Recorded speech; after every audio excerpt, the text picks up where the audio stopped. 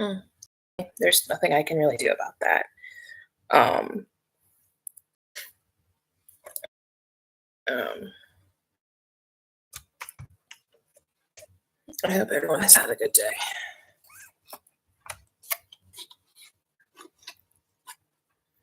All right. Got both books here. Hopefully setting those on my computer won't do anything bad. Give it a couple.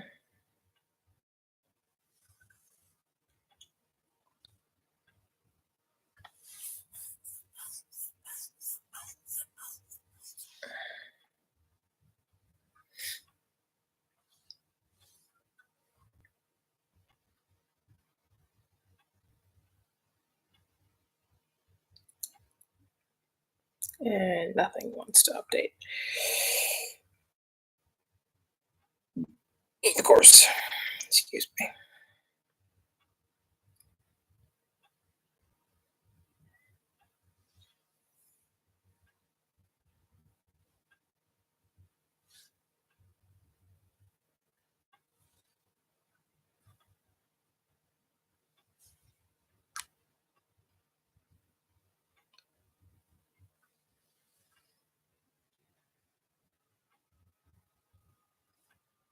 There.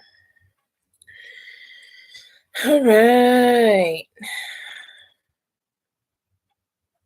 So, oh boy, connection is unstable. Fucking kill me. I hate it when this happens. How is everyone while I wait for a few more people to join? I hope everyone's doing okay. I hope everyone can hear me. Uh,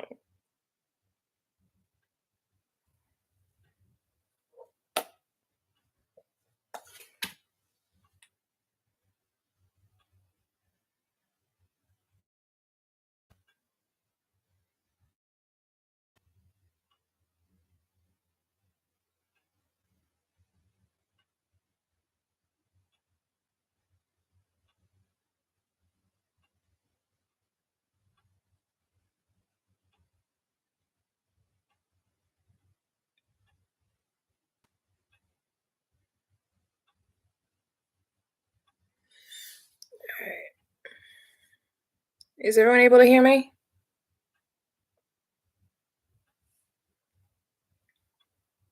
I hope so. I do apologize if the sound is off. Um, sound has never been good.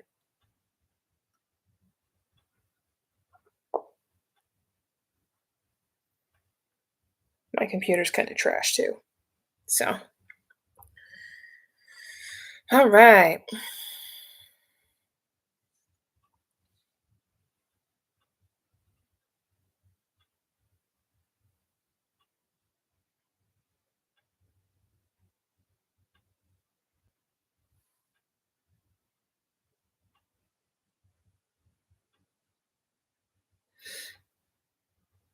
I'm gonna try and do this. Hopefully, sound works. I don't know. We'll see.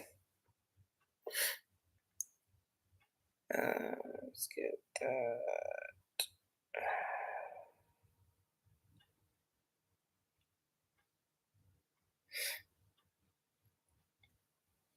All right. I think that's long enough. Maybe more people will join in after a bit. So, book one. Get it up here on the camera so everyone can see better.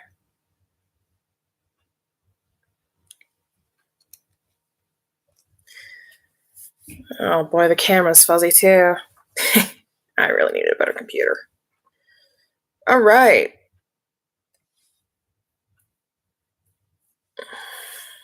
So, if this book interests you, I primarily write stuff about vampires and dragons. I like fantasy and fiction.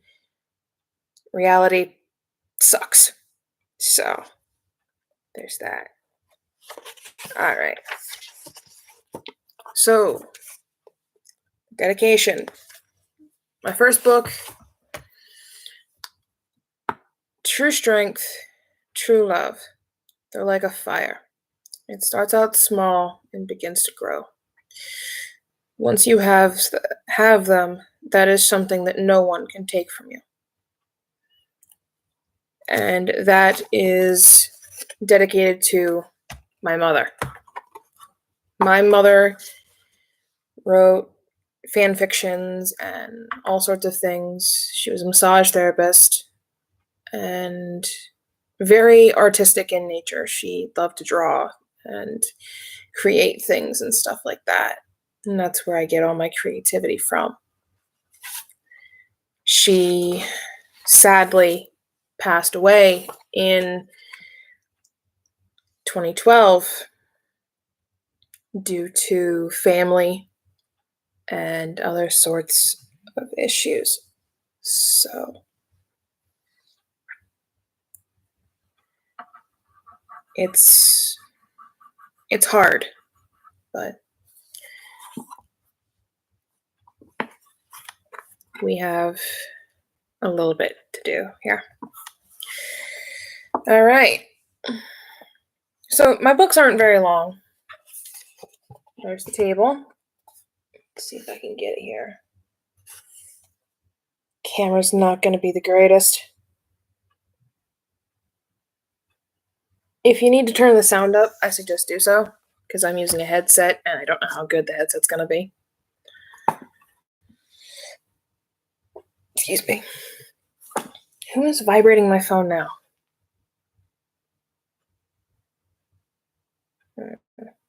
Not important. Okay. Chapter 1 is called Blood War of Book 1.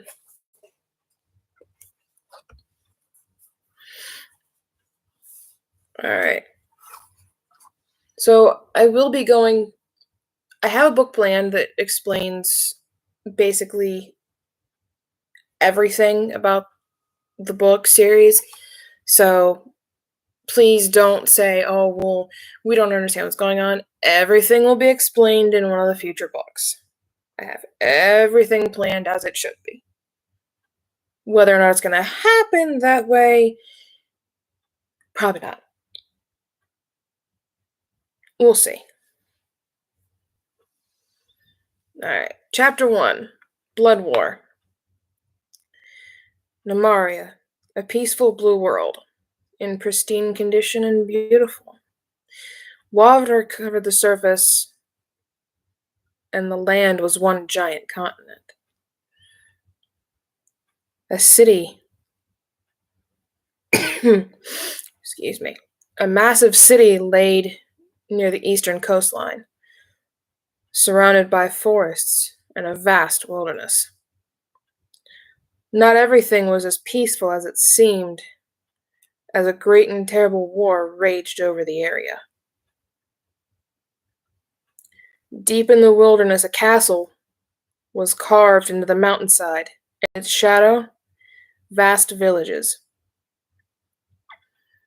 Battles raged on below, as armies of humans and wolves clashed against the armies of vampires and dragons.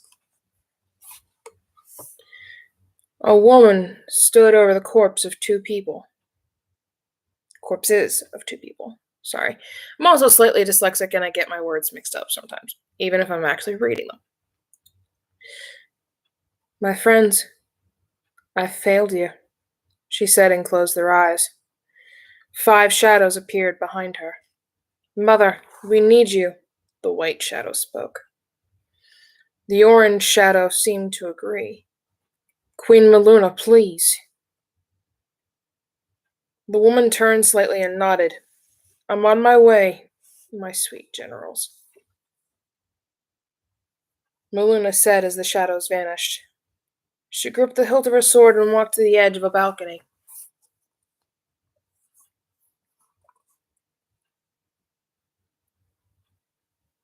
Let's go, Namaria. She held her hand over her heart and stepped off the balcony, transforming into the golden dragon. Letting out a loud roar, the army seemed to stop and look. The dragons roared and landed.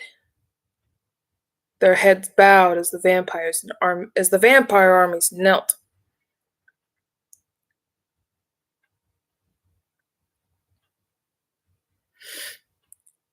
Large golden wings carried the dragon down the slope of the mountain to the battlefield below. Roaring again as the human and wolf armies watched. Some grew nervous as they had heard rumors of the queen. Others were waiting to strike. Disperse. Send for your elders and send them to me. Tell them to come. End this senseless bloodshed, she said as she hovered over her armies, watching them before landing in front of the human armies.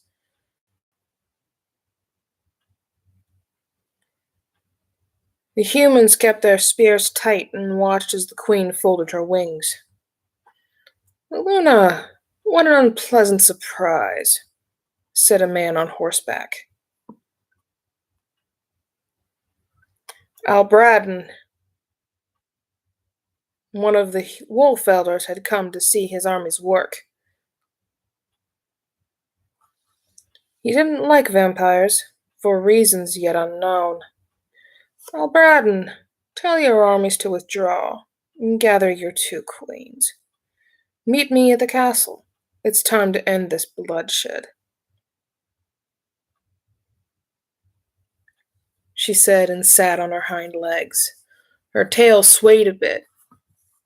The spade at the end of her tail was strong enough to shred through bone like butter.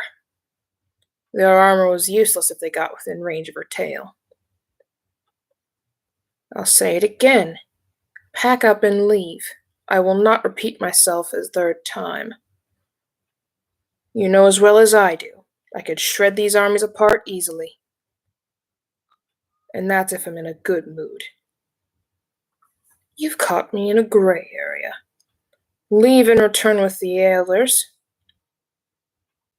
or be annihilated, Meluna said and gave a low growl. Albradden, though he hated her, knew better than to push his luck. Move out. We will be back, Meluna. He snarled at her. The human armies moved away, along with the wolf armies.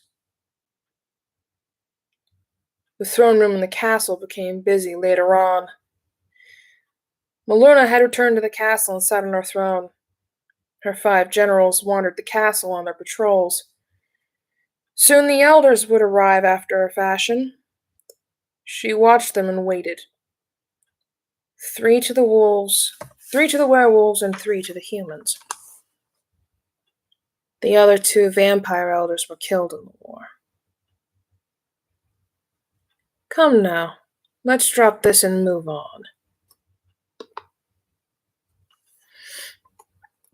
Meluna said as one of her eyes changed to resemble that of a reptile, shimmering in various golden hues. The humans looked amongst themselves as the wolves stood. That's rich coming from you, Fangface, Styx said before Albradden raised his hands to silence her. He would glare at the vampire queen as she sat down. One of the human elders, Aridin, stood and looked to Meluna and walked forward. The planet is dying. It can't handle more of this bloodshed. It has been good for us. If we stop now, we can still save the planet, he said as Meluna shook her head. Tell that to the mongrels. If their packs had kept to themselves, this meeting would never be. Meluna said as half of her face became scaled and grew horns. The golden scales of the queen dragon glistened slightly. The traitors amongst our ranks have been dealt with accordingly, as traitors.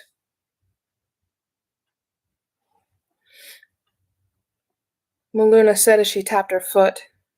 while the doors opened. Aridin and the human elders stepped aside as the vampire guards brought in a handful of traitors. "Father!" Aridin turned to look in horror and was in shock to see his only son amongst them. "Meluna, I beg you, let me handle my son. I will pay for his treachery. Please, I beg of you." He tried to get to his son, but the guards pointed their spears at him. "Son or not, he's a traitor, and traitors suffer the death penalty."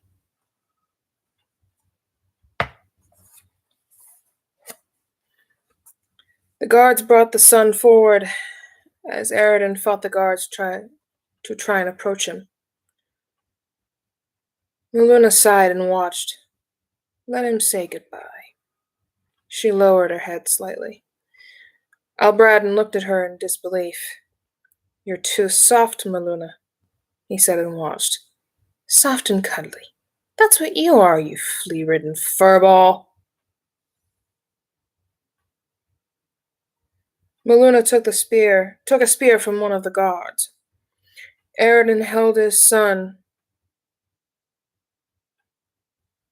hearing gasps as he was pulled away by the other two human elders. Meluna drove the spear from the tailbone straight up through the torso. His heart was pulled out of his chest, beating on the tip of the spear. Aridin could do nothing but watch his own son being impaled.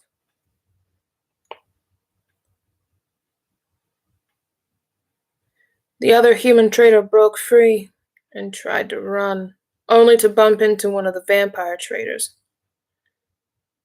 The vampire gripped him and threw him to the ground. "Die with dignity. You know the choice you made. We all suffer the same fate," he said as he shook off the guard. He began to walk towards the queen before he knelt in front of her, looking down and away from her gaze. "I need no forgiveness, only death," he said as Meluna picked him up by his chin, forcing him to look at her as she drove her hand through his chest. "Traitor or not, you will show respect to the one who gave you your undead life."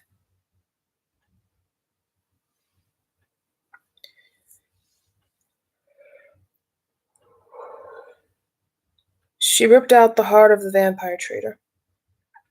Albradden shook his head. "The laws of the pack will never be forgotten. Our traitors have already been dealt with."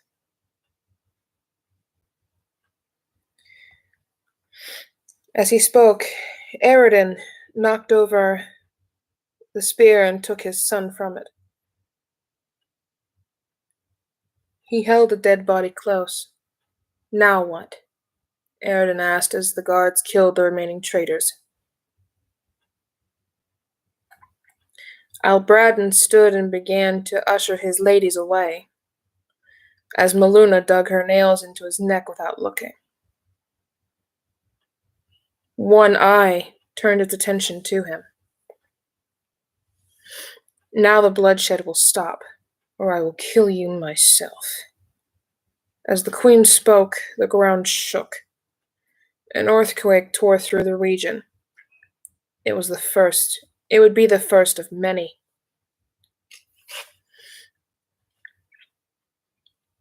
As the shaking became worse, a tail and large golden wing appeared as Meluna had half transformed. She wrapped around the elders and the guards in her tail and covered them with her wing as the pillar came down on top of her.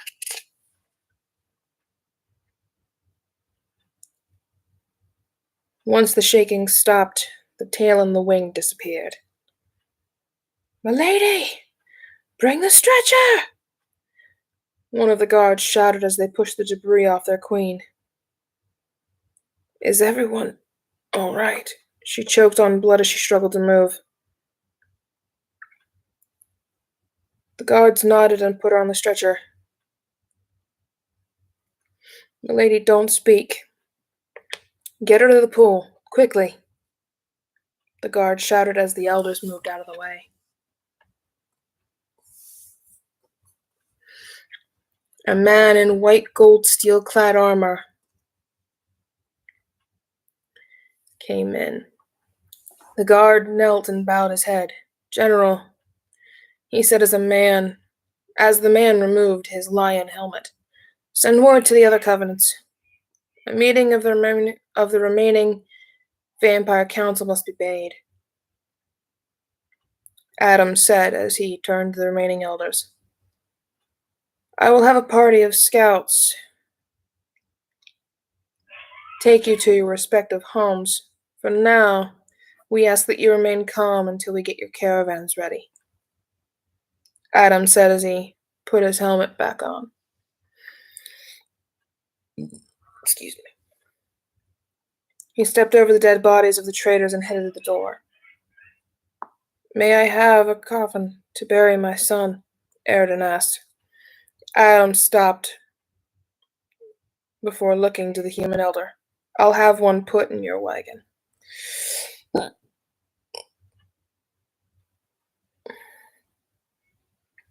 Adam turned away and left. He walked into a man with black gold steel-clad armor and bowed his head. Brother? Adam greeted his elder brother. Darker bowed his head back. The quake opened up a fissure, causing a massive curtain of lava. He said as he was ushered to the side. The quake has also caused a pillar to collapse in the council chambers. Mother is being taken to the pool. Adam said as Darker's eyes widened behind his crocodile helm.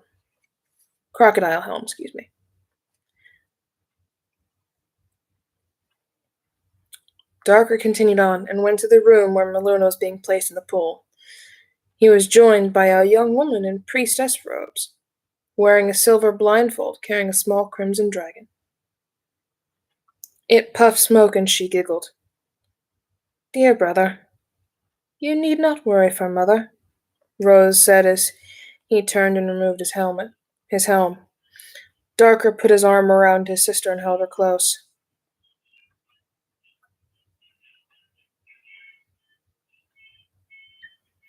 A woman in black gold assassin's garbs knelt behind the pair. General, the elders have been safely escorted to the caravans and await departure, Harmony said as another woman walked in, clad in white gold assassin garbs. The fissure has consumed the human elder's home, and the forests are filled with flame and gas, Kathleen said and knelt beside the woman.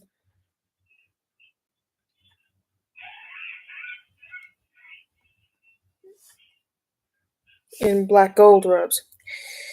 Oh boy.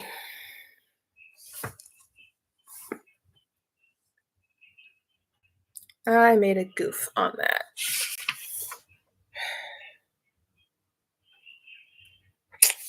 Oh well.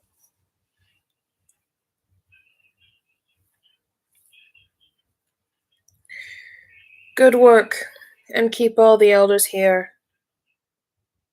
We don't need to lose more than we already have. Bring refugees, as many as you can, here, to the castle. Dismissed, both of you. Darker said and turned away from both assassins. Turned away as both assassins nodded and left. Harmony turned to Kathleen once they were in the hall. How are you doing, my pupil? She asked as Kathleen bowed her head. Better than what I was, my master. Harmony nodded and headed towards the caravans to stop them. Kathleen would head to the infirmary to check on the wounded survivors.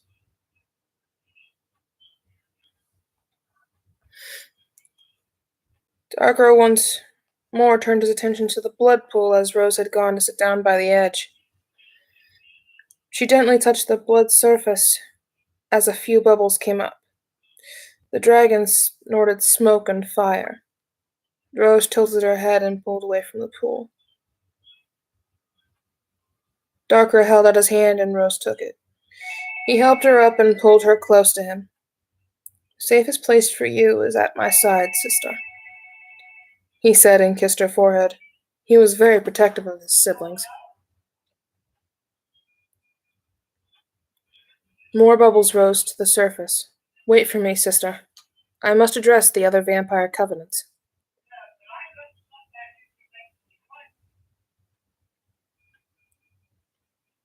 Darker said and placed his helm on. "Mother, try to rest. You're lucky the pillar wasn't coated in silver spear tips,"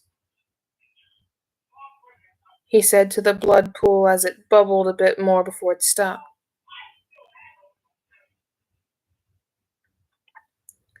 Leaving the room and heading to the all-seeing pool, Darker took off his glove and put his hand on the blood dial, pushing his hand down onto it slightly.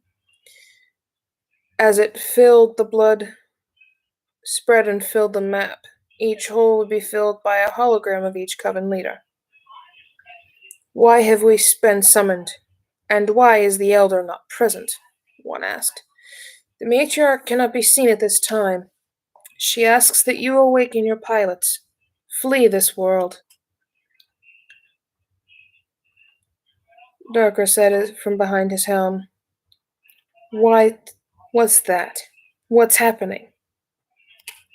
One of the elders said as a quake struck their region. Soon another. Soon followed by another and another. One by one, each of the 8 regions were struck by quakes. "Do as the matriarch commands and flee. We will send your pilots our projected course." Darker moved his hand and ended the transmission.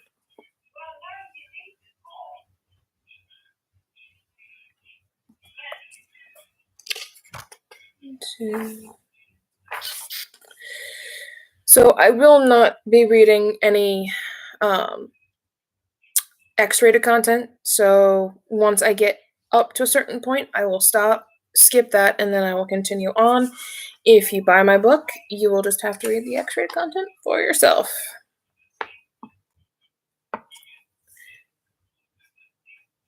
He would take a slight detour to his room. "Diana, are you here?" he asked and locked the door, sitting his helm on the vanity before removing his armor. Feeling a warm, gentle touch on his shoulders,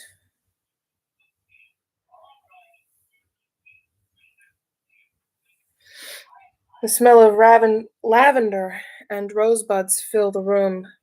Darker simply smiled, knowing by the smell she had just gotten out of the shower not 10 minutes prior to his arrival.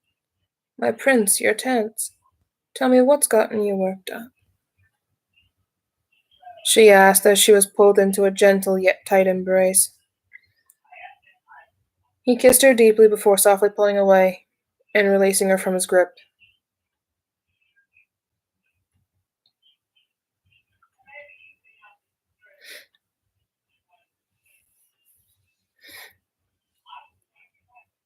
He removed the rest of his armor before going to the bedside. And that is where I will skip it because, no. I'm not getting in trouble by YouTube, and I'm not giving everyone a fetish for everyone being a horny motherfucker. Love you all, but no.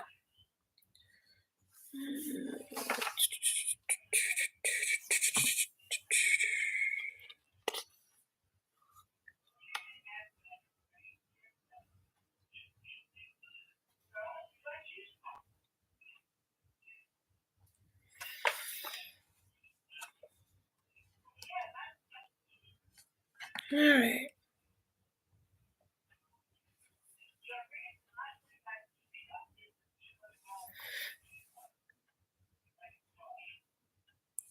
Let's see here.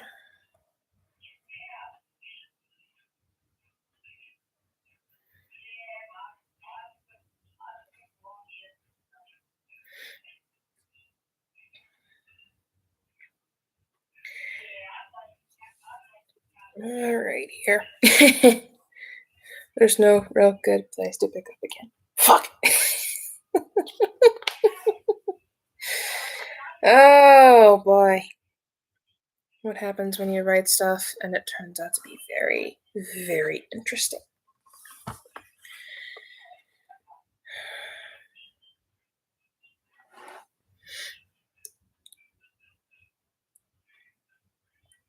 He leaned down and kissed her deeply as he heard a knock on the door. "Brother," a male voice asked. He sighed and kissed her deeply again. "I'll be back to give you more of my delicate flower." He kissed her forehead and pulled away. He went to the door. "What is it, Adam?" he asked as he cleaned himself off a bit before putting on his armor. He would open the door to see both of his siblings standing there. "What?" he asked as he closed the door. "The other generals are in a panic in the throne room. Is in chaos."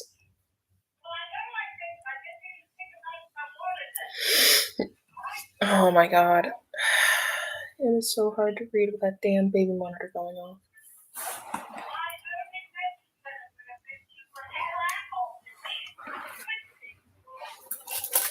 Oh, for fuck's sake. If you guys can hear the baby monitor in the background, I highly apologize. I don't mean for that. Oh well. Adam said as he took a quick glance past his brother to the closed door and then back to his brother. Adam shook his head and simply said nothing.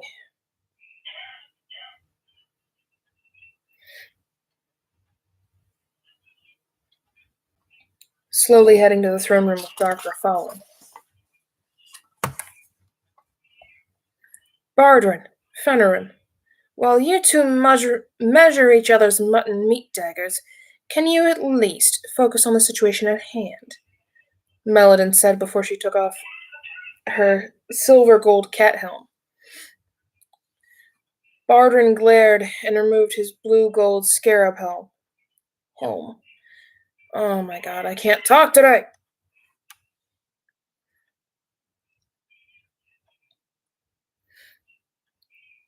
"Mind your tongue, or I shall remove it from that pretty face of yours, Melodin," Fennerin said as he removed his orange gold jackal helm. "Enough, everyone!"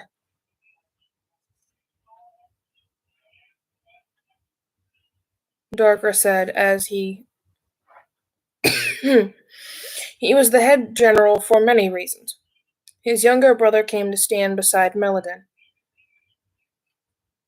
then removed his white gold lion helm. "Now, all of you,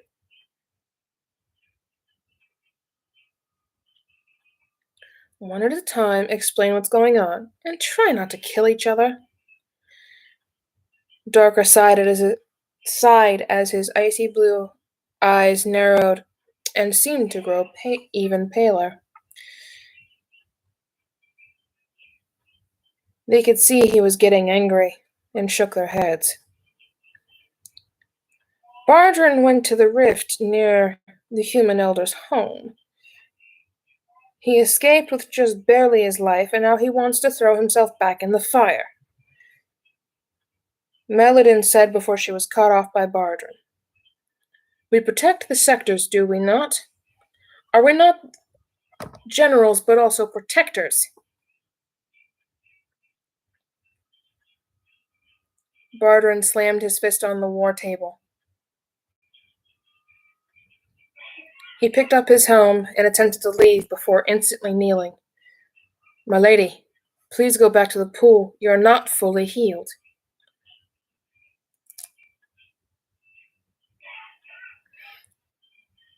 Bardrin said as Meluna touched his head, before slowly walking past him. A long white gown, stained red only from the pool, trailed behind her. It was true. Meluna wasn't, because she also refused to feed and it made her weak. She walked over to the throne and sat down. Return to your place, General. You still have a report to make, Meluna said as Bardrin went to the table once more. Even he didn't dare to anger the queen. Bardrin continued. Eridan City and several neighboring villages have been sucked into the rift. It has grown bigger. And if it hadn't been for the dragons, my squadron and I would have never made it out alive, with the survivors. Darker shook his head and walked towards his mother. Adam followed. By the blood of the sons, you should heal yourself, your ladyship, Fennerin said softly and watched the war map. My squadron has secured the sector and has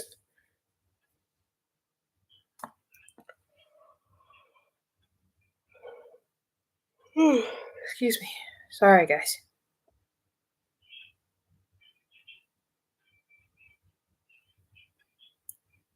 Yeah, they just always know. Yeah, that's true, Justin. That's very true. Also, I apologize if I'm yawning and not talking as well as I should. I'm not, like I had said earlier, I'm not very good when it comes to certain things, but, I try. My squadron has secured the sector and had moved enough people to make a new start in a new colony elsewhere. Melodin said and waved her hand slightly. She was still upset at Bardrin. Darker and Adam cut each other's hands over a glass for their mother. Mother, take the glass and drink, Adam said as he and Darker knelt. The glass balanced in Adam's bleeding hand. Mother, you shouldn't stop feeding. You have to keep strong. For us.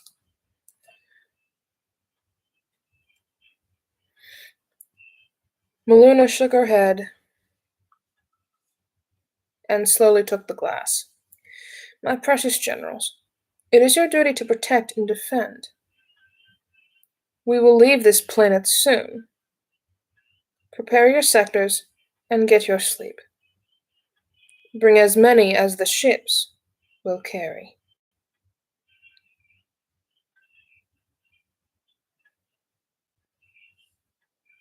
Swirling the glass slightly before taking a slow sip, feeling the warm, red, sweet blood hit the back of her throat, she closed her eyes as she slowly drank from the glass.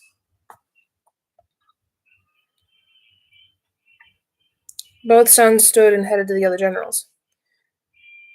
My precious family, we must leave this dying world.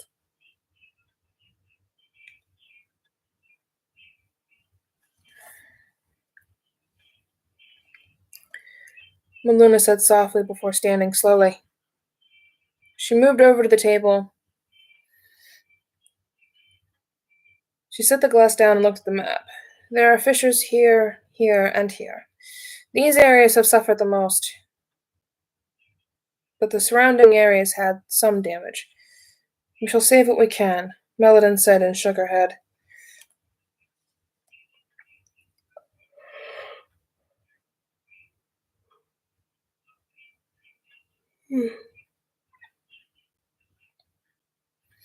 Meluna watched and listened, and then she moved to the throne. She turned slightly to see a small girl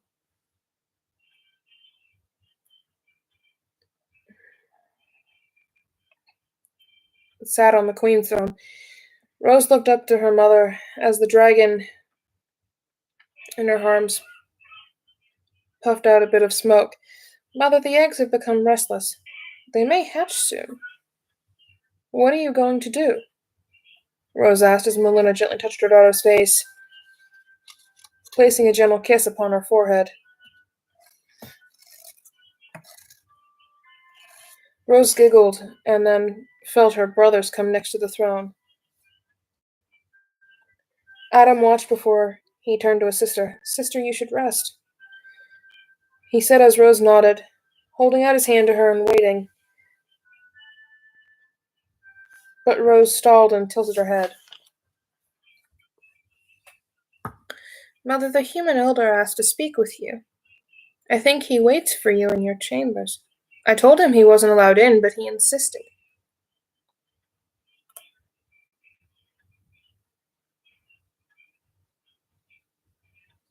She nodded and dismissed her generals, and slowly headed there with Adam. As she entered, Aridin was sitting in a chair.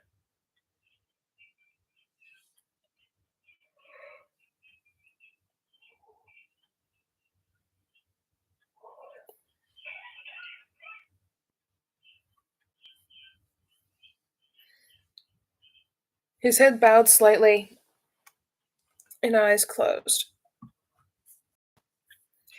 He appeared to be asleep, but wasn't. Miluna finished the glass before setting it down. You know, the journey may end that fragile mortal life of yours. I don't like harming humans, Aridin, she said in a soft tone. Yet he didn't move. What's it matter? My son is dead, he said in a pained voice as he had given up.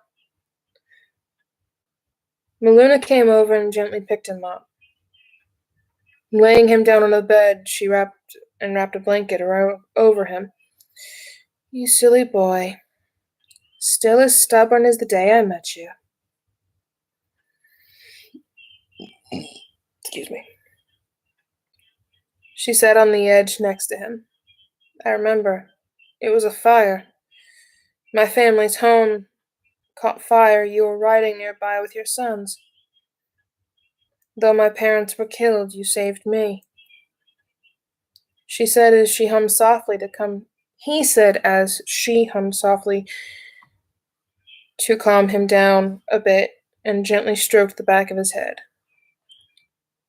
I watched over humans for centuries. I do not ask forgiveness about the death of your son. But no, I do not enjoy what I had to do. Miluna kissed his forehead before feeling a cold steel blade to her throat. Do it. If it'll make you happy by my death, do it. She took his hand with the dagger and moved it to her heart. Aridin watched as she pushed the dagger in as her pale skin broke. A small stream of blood trickled down the blade.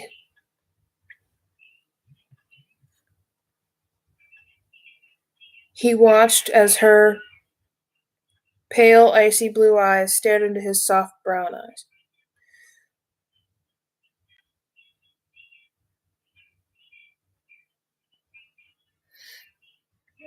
Miluna slowly pushed the dagger deeper until the blade was just centimeters from her heart. Why? Why did you? He asked when Miluna hushed him softly.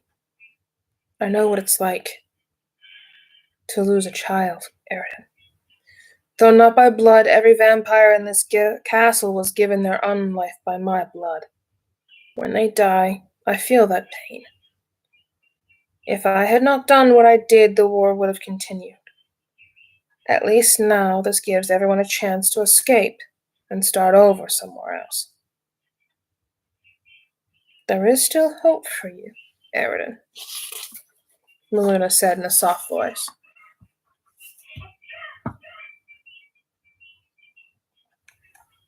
Let's see here.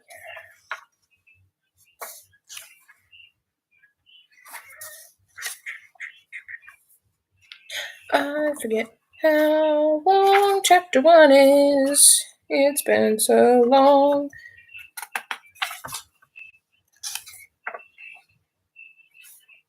Oh.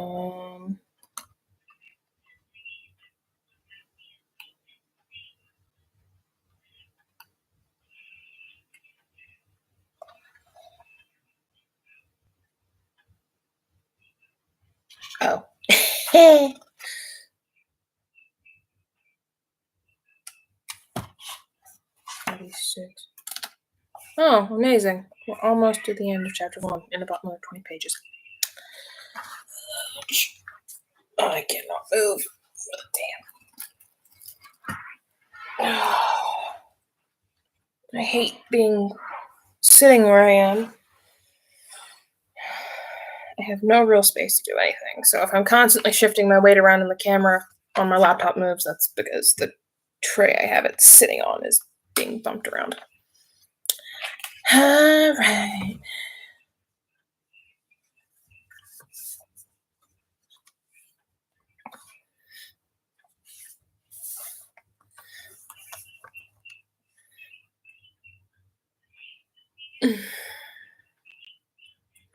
Her young features would act as a mask for the monster that she was.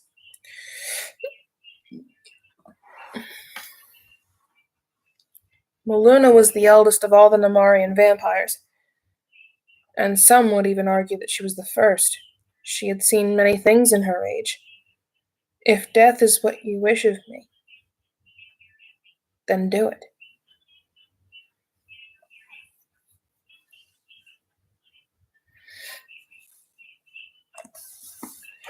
She released her grip on his hand and watched him. He pulled away but left the dagger in her chest, turning away. He glanced at his blood-stained hand as she lifted it to her lips. She pulled the dagger from her chest upon setting it aside. She licked his hand as the wound in her chest healed shut. A soft breath passed over his lips as his eyes closed to her.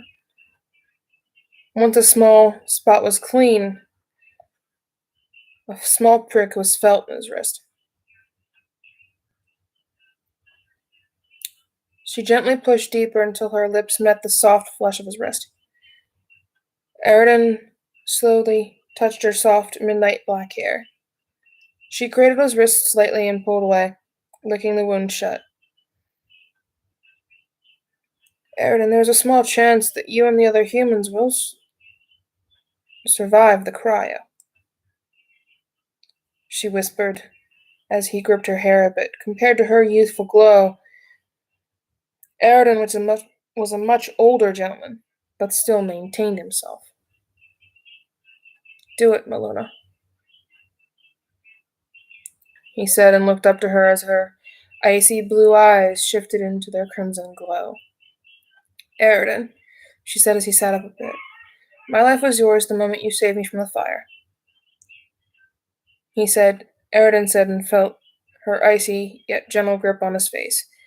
She gently kissed his forehead before lying down.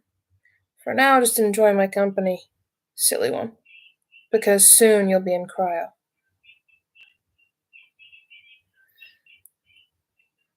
She said and got up.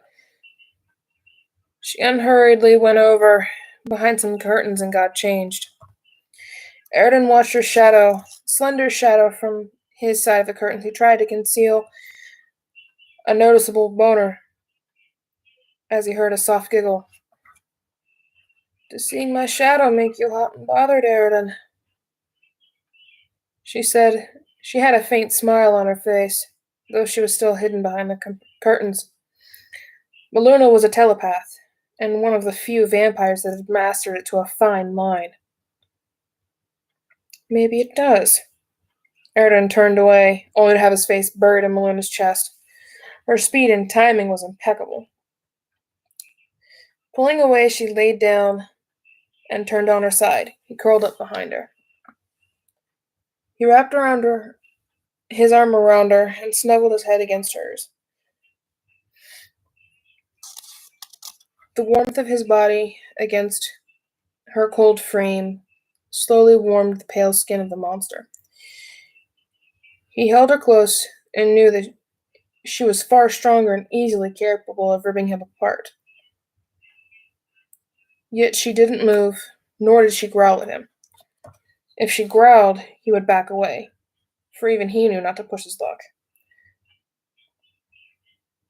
He had heard stories. Maluna was known to kill those who tried to court her. She was cold and deadly as a black widow spider, yet as beautiful as a rose in a field of flowers.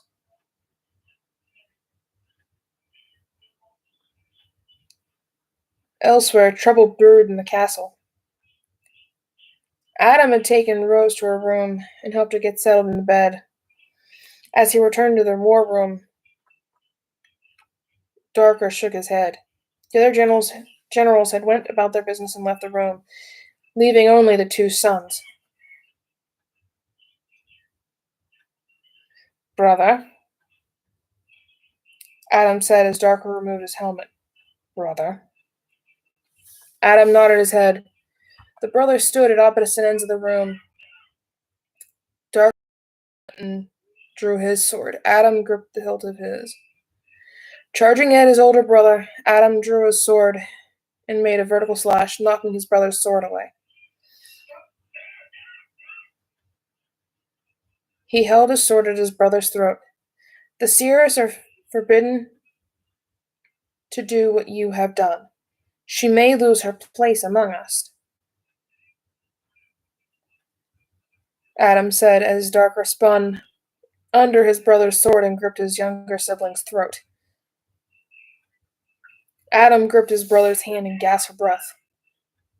Do not interfere with me and mine, brother. Adam was thrown into a pillar, his sword thrown to the side. Brother, you know I'm right. Adam coughed and slowly stood as Darker came over, kicking his younger brother in the ribs. Adam doubled over in pain and coughed. His soft gray eyes turned crimson as he slowly stood. I look after you, brother. I don't want you to lose something good in your life, Adam said as Darker looked at him. Mind your own business, Adam. Darker spat as Adam tackled his brother to the ground.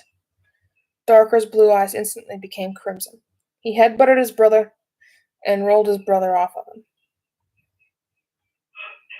Darker got to his knees as palace guards came and separated the pair.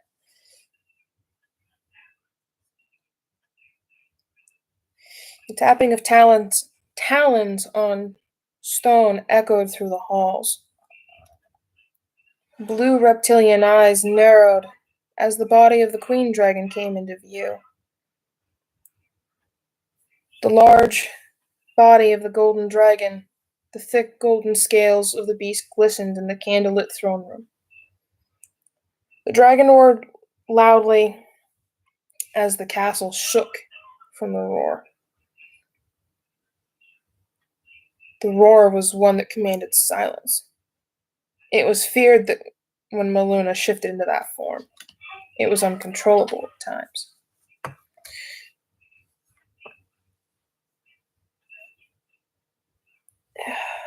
The guards held the sons in place and showed no fear. Despite that, even they were scared of the Dragon Queen.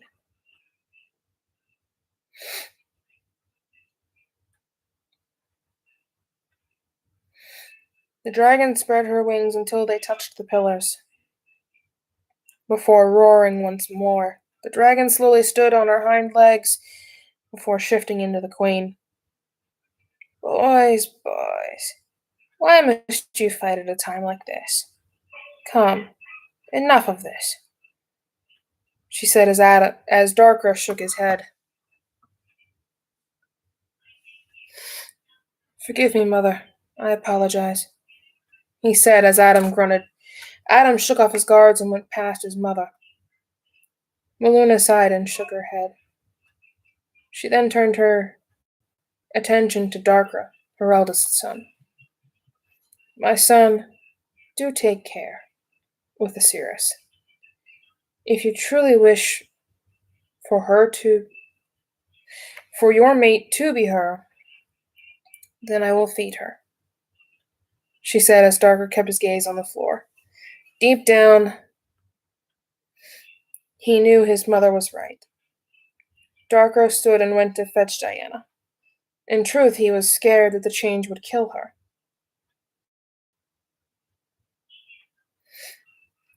As he started to head to her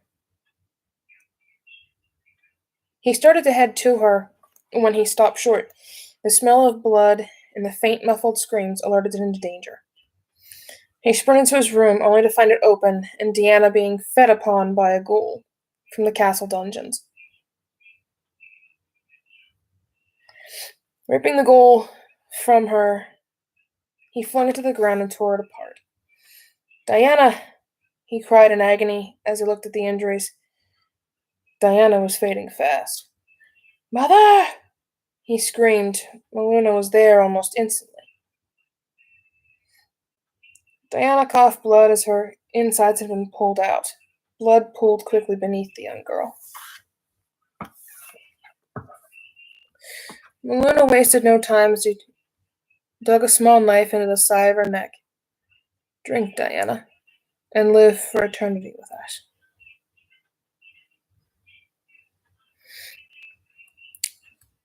She held Diana's head to her neck and grunted as she began to drink. The damaged human body began to repair itself with the queen's old blood.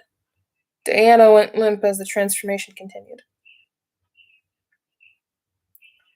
Darkra held her hand as her breath became slow.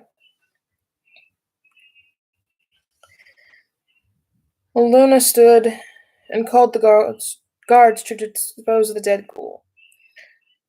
The queen turned to Darkra before placing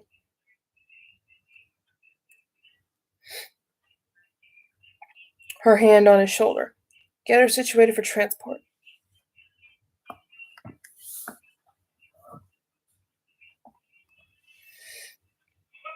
she said softly as Bardrin came to open the door. "Forgive my intrusion, but the pilots are awake, and are in need of you, my queen." He put a fist over his chest and with his head bowed. She nodded and left and headed to the observatory. "My friends, my family, I apologize for awaking you from your slumber,"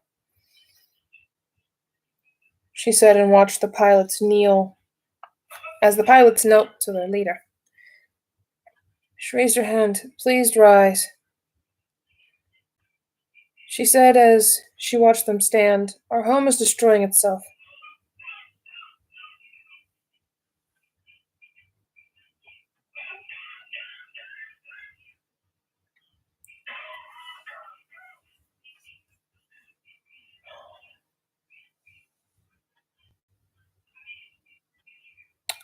"We must find a new world to call home."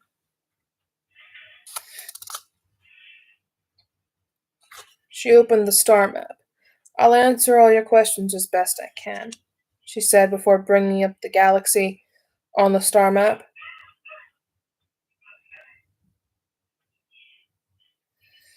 "For years I have watched these stars. I found 2 planets that can support life. One is a red planet, full of possibility. The other is a blue world, full of water and land. I will lead the main armada to the blue planet, and I will send 2 recon teams to the red planet. We leave the day after tomorrow. Gather your things and ready the ships. I will have my armies gather as many as they can hold. Everyone will be put into cryo, except for you, my pilots. I will make sure you have food to last you. You'll feed on me in a few hours' time," Maluna said as 2 people stepped forward. "Milady, I volunteer to go as Recon Team 1, Adrianus said as her twin brother Vanitas stepped forward. "I will lead Recon Team 2. He placed a hand on his sister's shoulder. Maluna raised her hand in silence. "Pick your squads and be ready for departure. Both of you. Now you all have your orders. Dismissed." Maluna said as the pilots and watched the pilots leave. She then turned to see her generals. "The 2 of you will be coming on my ship. The rest of you will have your own ship. Make sure you have everything you need, and be ready to go. Her sons bowed the head as the other generals nodded. Fenrin stayed behind as the other generals left to prepare. "My lady, may I have a moment?" he asked as she nodded slightly. "What is it, Fenrin? You seem troubled," she asked as he came closer. He looked around to make sure everyone was out of earshot. He whispered something and shook her head. "I see. I'll do what I can later. Right now is not the time for us to be as divided as we are. We need to remain strong as a family. In the end, that's all we have, is family." Fenrin bowed and nodded. "Do make sure you and the other generals come to the feeding. That way you will be strong enough to make the trip. I don't want to lose more than what I already have." Meluna said as Fenrin left the room.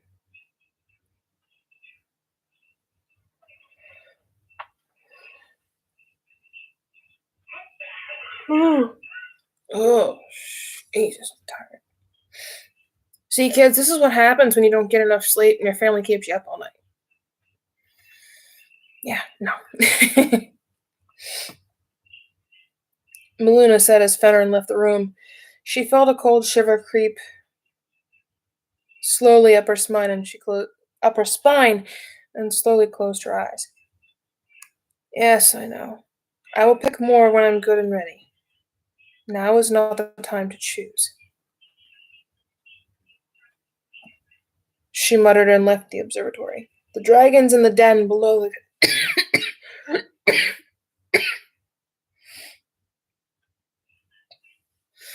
I really hope that old lady did not give me whatever she has.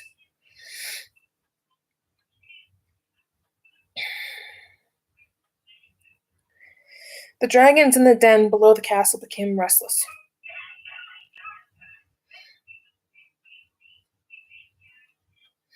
Their roars grew louder as the queen made her way to them.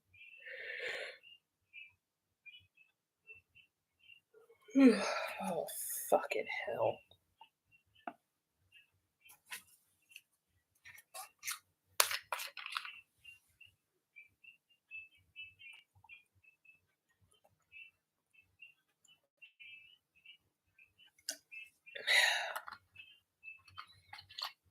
Excuse me.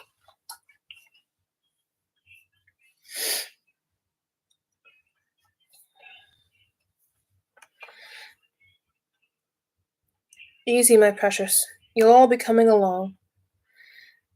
I would never leave my dragons behind. She hissed softly to calm them down. A skeletal structure came from behind her and bumped her slightly. It was a baby bone dragon. "Yes, yes, even you, my sweet little drake." She giggled a bit before it ran off to its parents.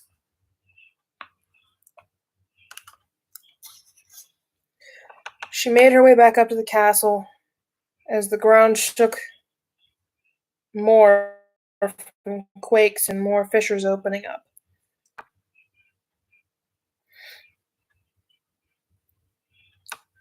She grunted a bit and got to the door behind the throne. Meluna looked around and went inside before closing the door behind her.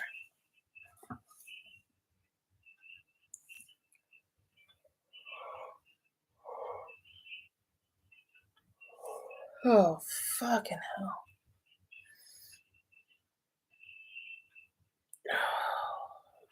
I'm getting extremely tired, and that's not good. Damn it. That's not good. That's not good.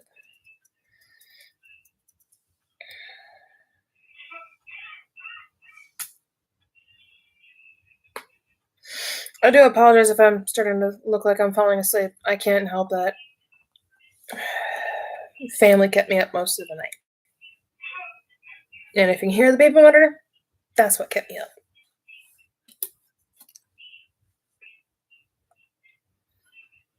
The pilots made their way to the throne room as the queen sat on her knees in the center of the room.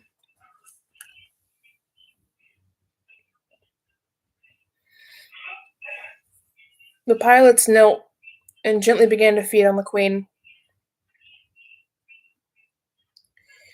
She closed her eyes. Melina closed her eyes as the pilots fed on her. The generals stood and watched over her. You'll feed next, my generals, so please stay close.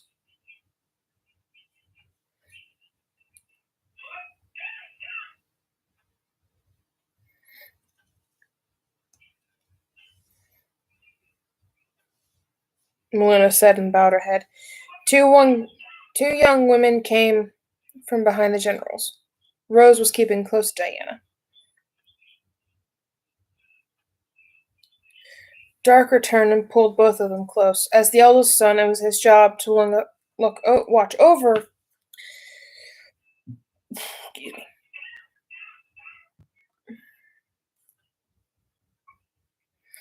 his younger siblings and the seers.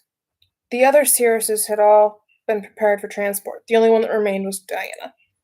Rose wasn't a seeress, but yet she dressed like one. She was a young princess with hidden powers, so to help her hide, Melina disguised her as a seeress. The young fire dragon in Rose's arms climbed up and wrapped itself around her shoulders.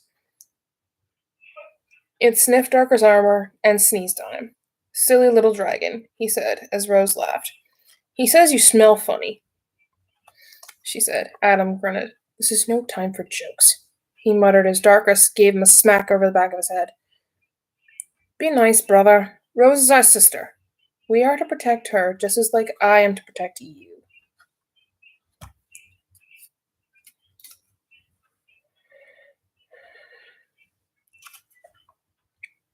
Darker said inside. Rose giggled, held Diana's hand. It's going to be all right, Diana. We will keep you safe. My dragon is a sweet little boy, are you not? She giggled and rubbed under the drake's chin. Diana felt weak and fell forward before Darker caught her. Easy, my lovely flower. You're still very weak. He helped her sit down. Once the pilots were done, they backed away. Melina fell forward. She fell forward. She breathed heavily, as this was a job for 3 elders, as she was the last elder left alive.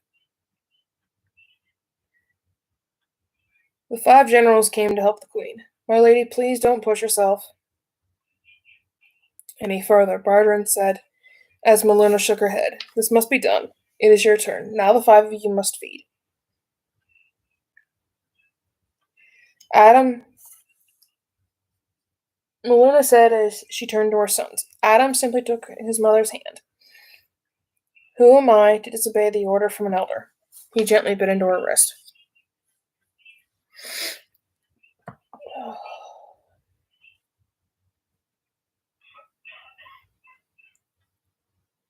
Darker knelt in front of her and gently touched her face. Mother, please, he begged as the other generals began to feed. Such a caring heart for a young vampire prince, she said, and gently bit into his neck. Darker closed his eyes as the group fed.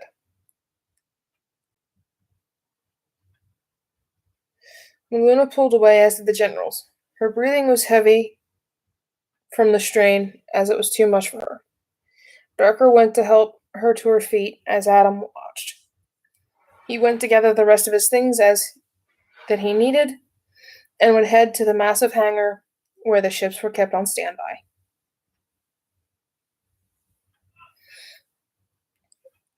Adam went to the one that he knew his mother would take. He was greeted by a female figure. Sire. The woman wore pale blue archer attire, and she had her face hid behind a black mask that covered up to her nose. The woman knelt with her fist over her heart. The elf woman kept her gaze on the floor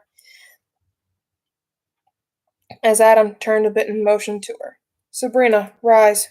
What news? He asked as he prepared a few of the cryopods. My people have been prepped and will hide amongst the humans for evacuation. I will hide on the ship with you, she said and bowed her head.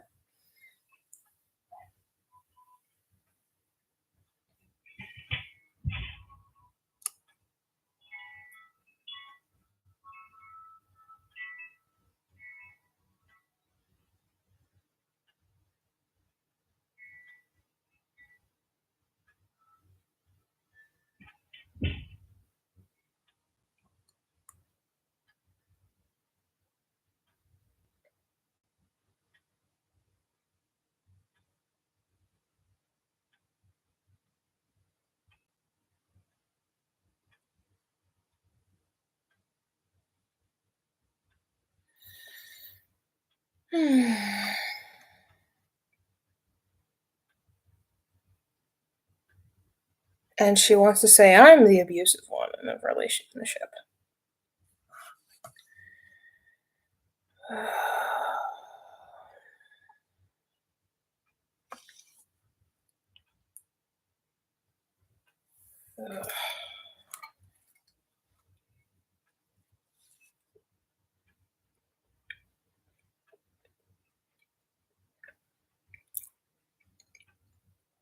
I also have yet to eat today. Chocolate chip pancakes are about it. Not allowed to eat as of right now.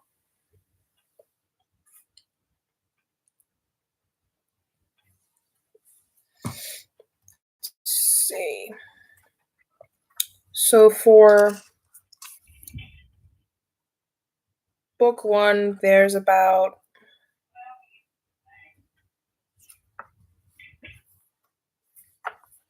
9 pages left of chapter 1 in book 1.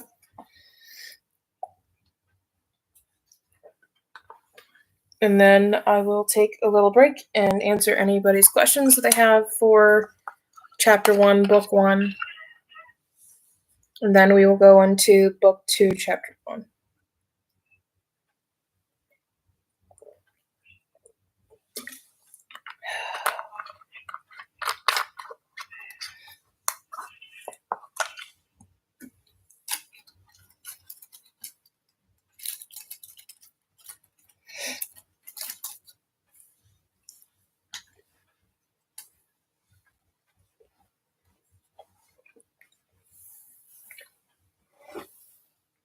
Also, when I'm able, I will be ordering more of book 1 and book 2 for signed copies, if anybody is interested.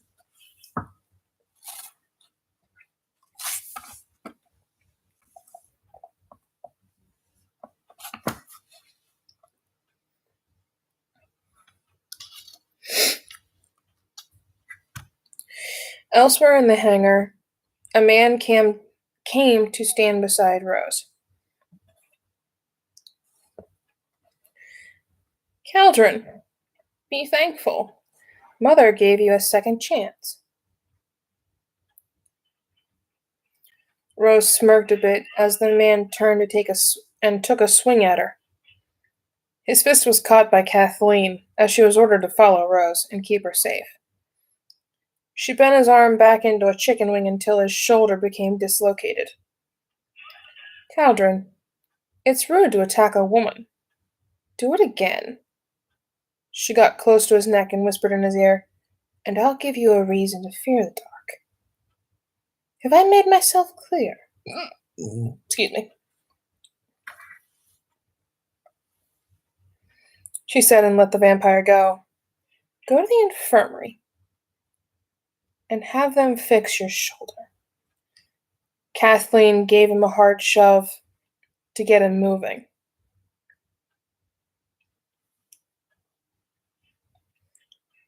The small crimson dragon yawned and breathed a small puff of fire.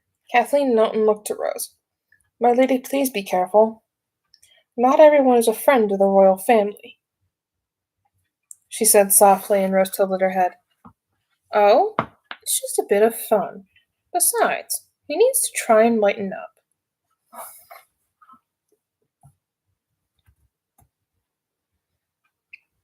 Rose said and smiled faintly, trying to put on an innocent demeanor. Kathleen stood and shook her head. You're exactly like your mother in that department. She took Rose to the lead ship. Maluna was waiting and watched as the ships were loaded.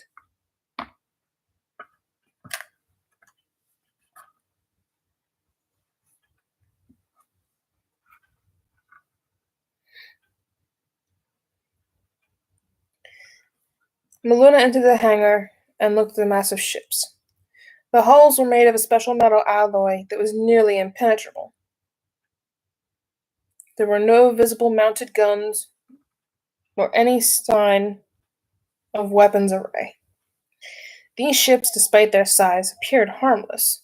The Nomarian people were heavily advanced, yet they didn't use their more advanced technology. My children, my generals, my children, we will find a new place to call home. To your pods, quickly now. Excuse me.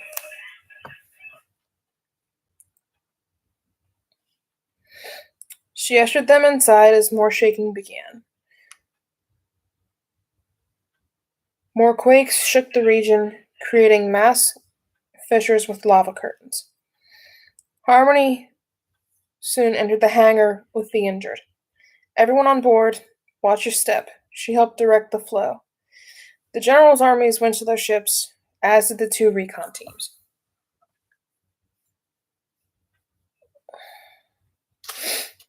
Maluna showed Rose to her pod, and then Darkra and Diana to theirs.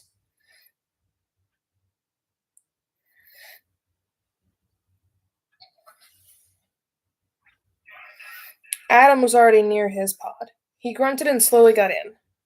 Darker helped Diana, and then Rose got into hers. Be safe, Mother. Wake us if you need a break. Adam or I will take over for you. Darker said, but Maluna waved it off. I'll be fine. Patience, my son.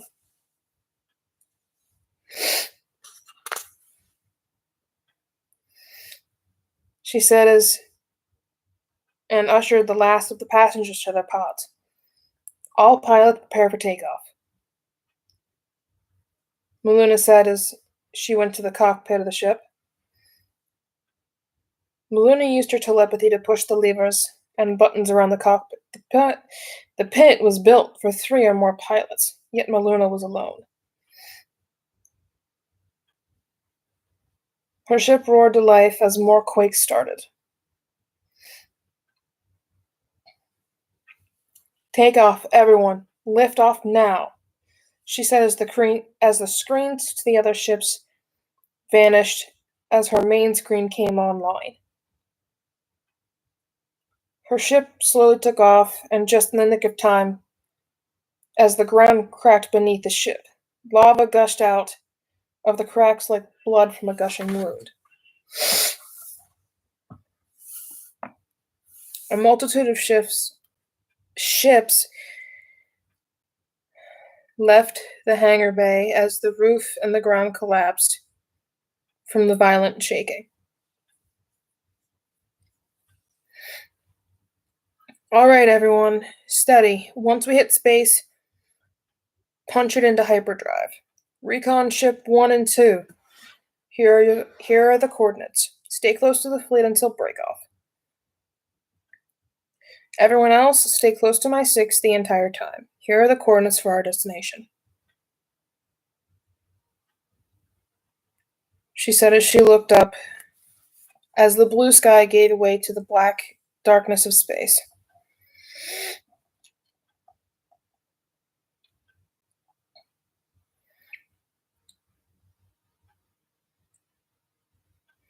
She turned the ship slightly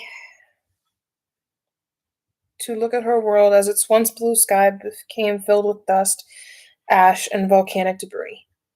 Cryostasis activate, she said as she flipped a switch and watched the light become green.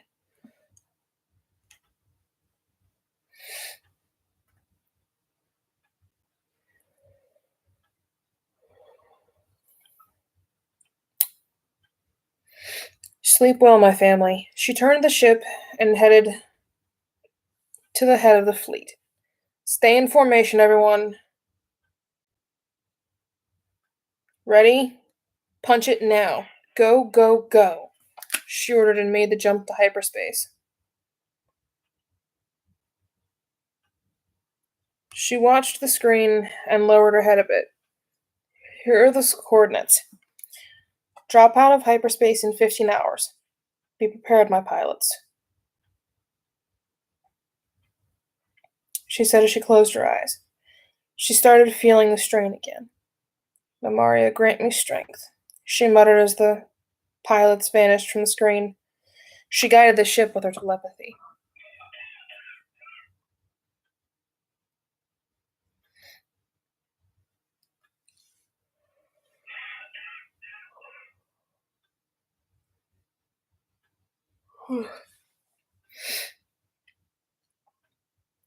She nodded to Adrianus and Vanitas, who had come on screen to wake her, before breaking contact.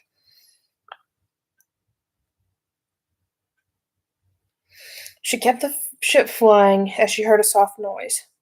You should be in cryo, Eridan. She turned the seat slightly and looked to the human elder. He came down and stood beside her.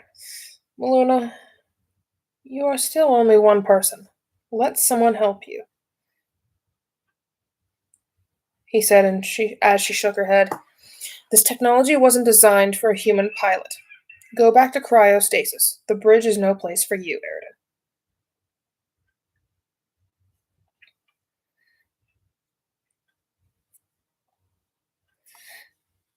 Turning away from him as he came closer, she felt his hand on her shoulder.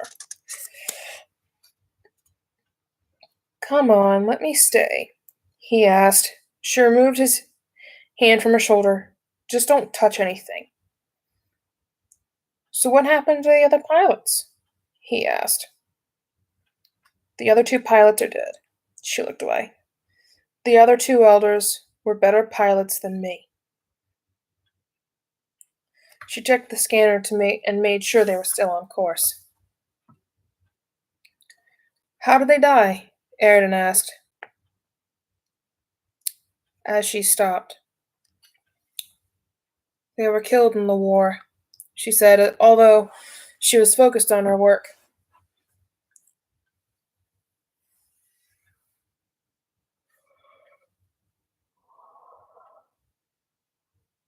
Oh, fucking hell.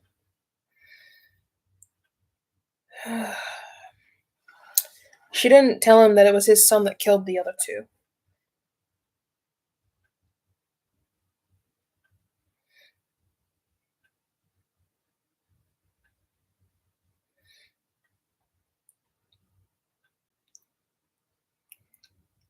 He went to sit down in one of the pilot's seats. I'm sorry to hear that, he said softly. It's a shame. The other elders were as lovely as you, and had beautiful screams. Or so I was told. Eridan said as her anger slowly began to boil. She let the autopilot take over and tapped her lap. He got over and came over to sit on her lap. This should be reversed, you know, he said as she kissed his neck softly, only to bite into his neck hard.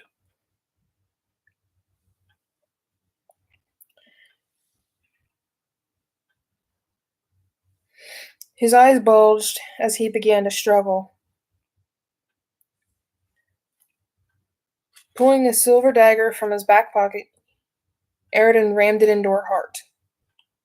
This caused her to rip out his jugular, coughing blood into his wound. Meluna hit the switch for the cryopods. Eridan was turning as she sat in the chair, paralyzed. She coughed blood and began bleeding profusely. Suddenly all the pilots came on screen as they had felt the Queen's pain as their own.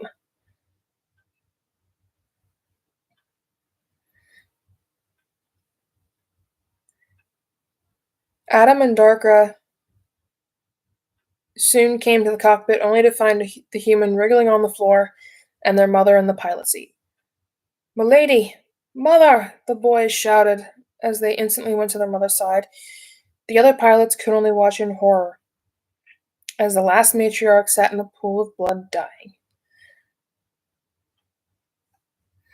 Darkra ripped out the dagger and pushed his mother's fangs deep into his neck. "Come on, Mother, we can't lose you. Come on, live!" Darkra said as she weakly gripped his arm. "That's it, Mother. Drink."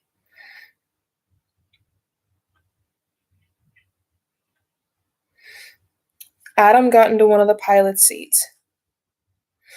"Adam, keep the ship steady. I'll take care of her. Everyone back to their post," Darkra said as the screens disappeared and Adam nodded. "You got it, brother." He saluted in a cocky manner. But his brother knew he was serious and just worried for Maluna. "Dropping out of hyperspace in a few hours," Adam said as he flew.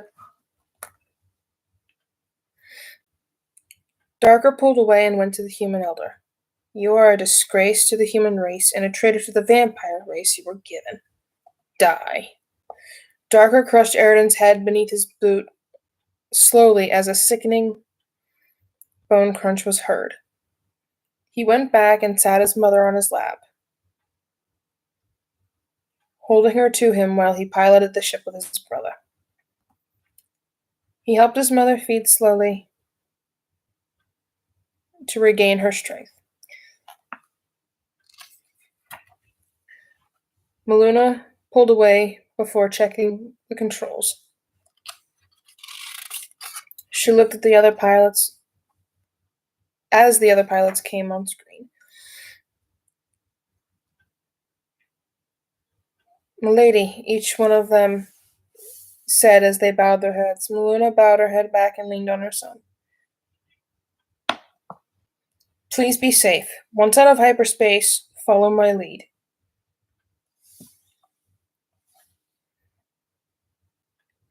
Maluna said as she stood. Darkra held her arm for support. She went to the third chair and slowly sat down. "Remember, we are survivors. We will get through this."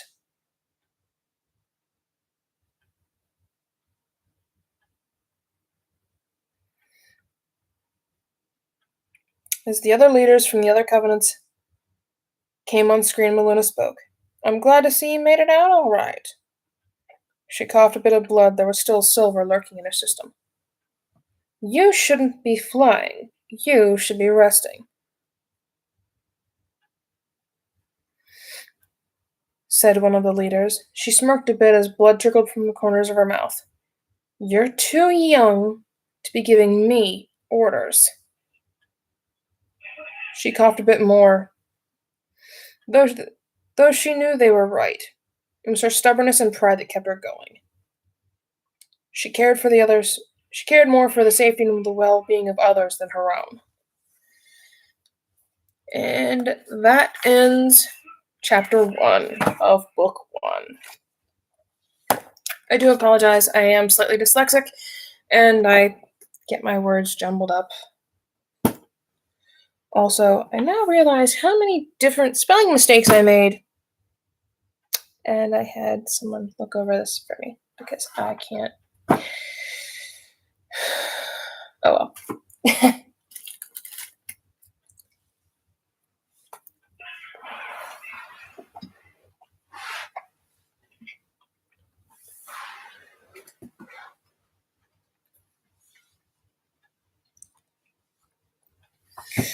All right.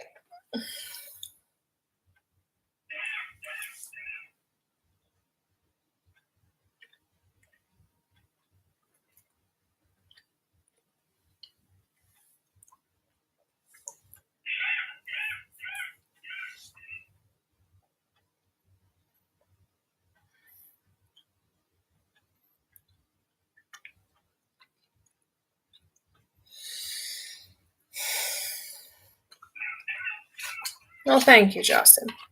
I appreciate it.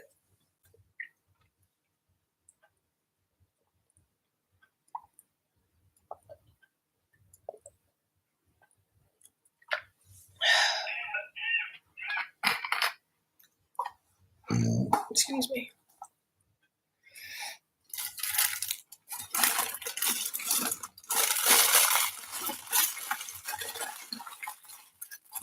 I think a part of the reason why I'm so tired is a combination of lack of food, lack of proper rest, and just dealing with family bullshit. So that's probably not going to change anytime soon.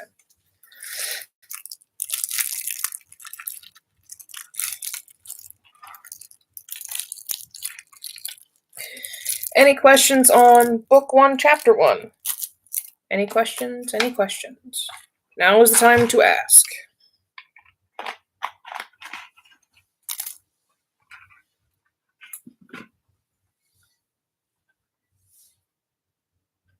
I hope it changes. I don't think it's going to, but I hope it does.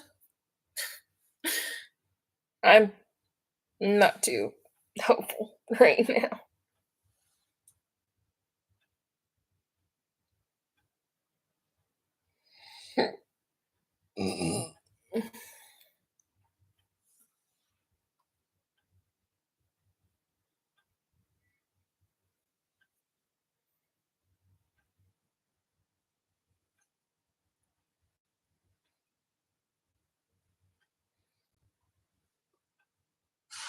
We need calm.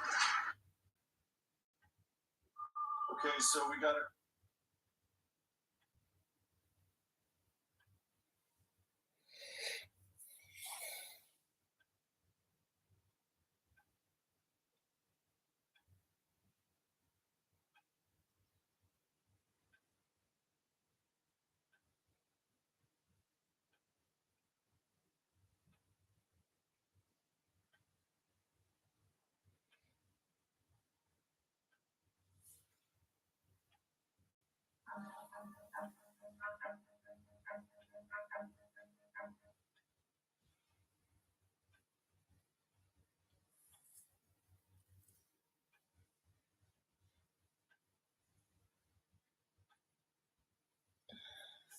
No. I tried my best. It took me a year and a half to write book 1. I started writing it at the end of 18, took all of 19, and then published in June of 2020.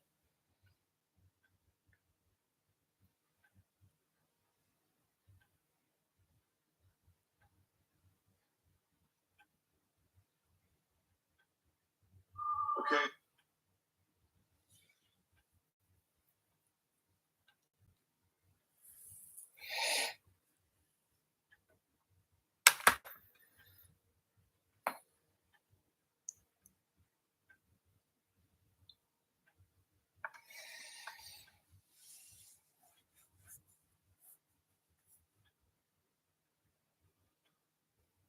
So we got a call for it.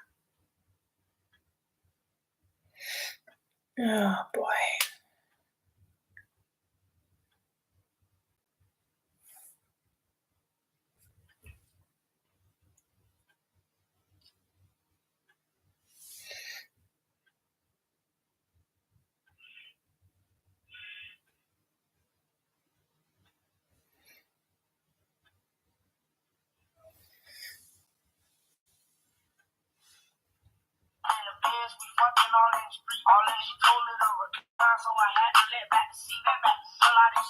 Oh, come on.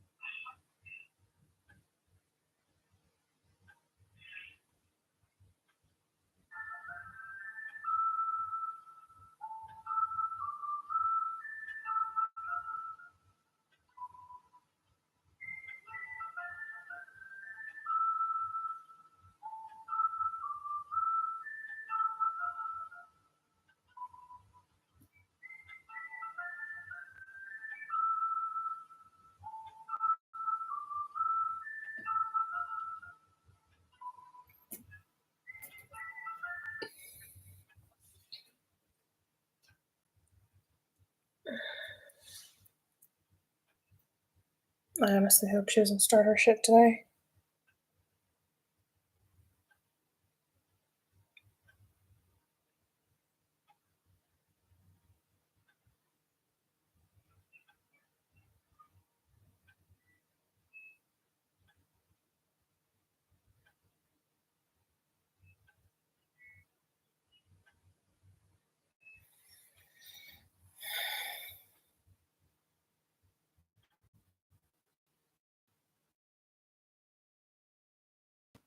But yes, as I said earlier, once I get the time and the money, I will be ordering more copies.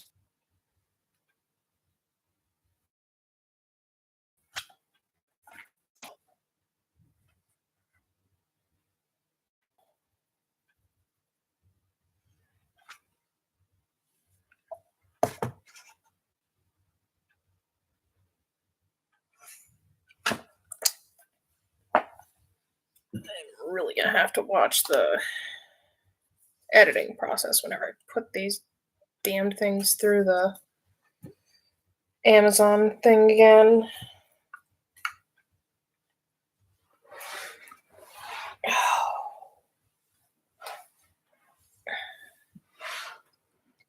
Quick question before we start.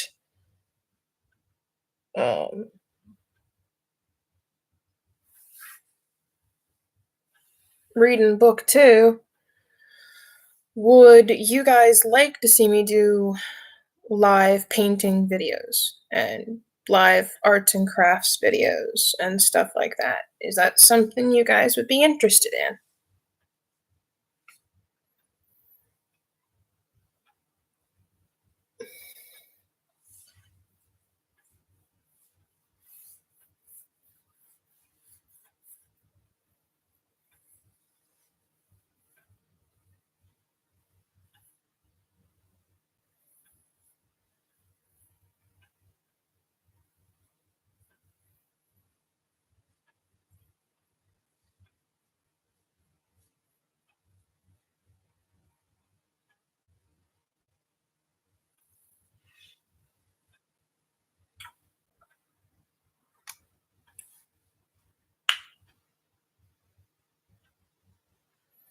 I asked if you guys would be interested in me doing live arts and crafts videos.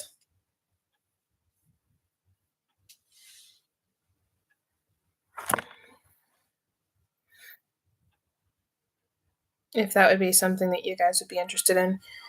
Or me, once I get like a tripod or something,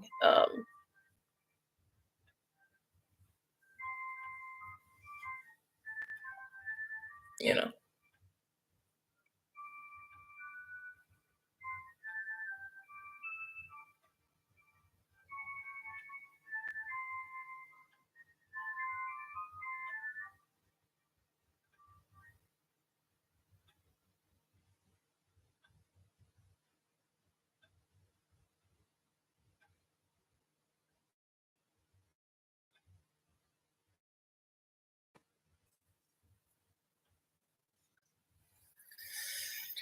Because I have some stuff that's already put together, but I have some stuff that needs painted. So, let's see, that should be good. The connection should stable out here. Okay, connection stable for the moment. I have some stuff that needs paint.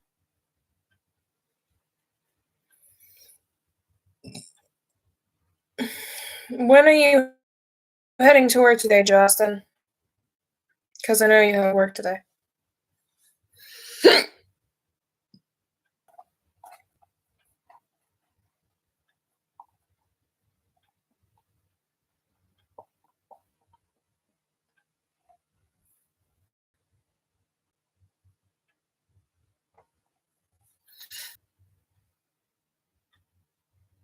All right.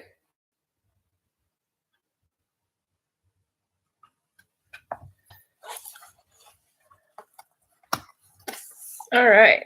So, book 2 is called Hellfire in Greece. So, if you guys need the Amazon links to buy these books, I will throw them in the description of the video once I end the live. And actually, I think I might be able to do that right now. I don't know. It may. Please don't kill me.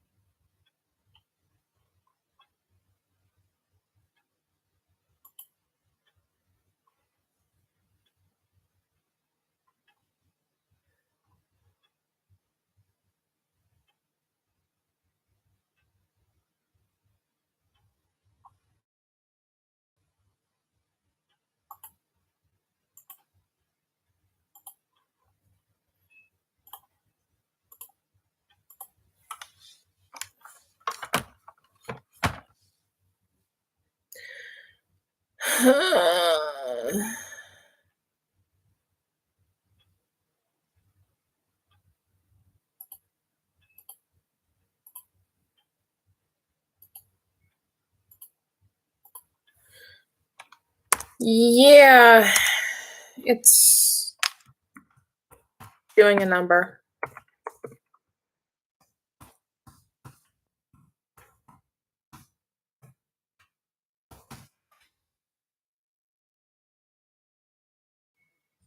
It's doing a fan job at just everything.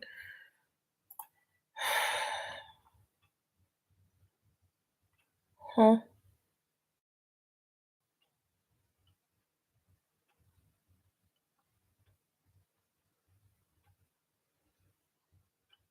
What?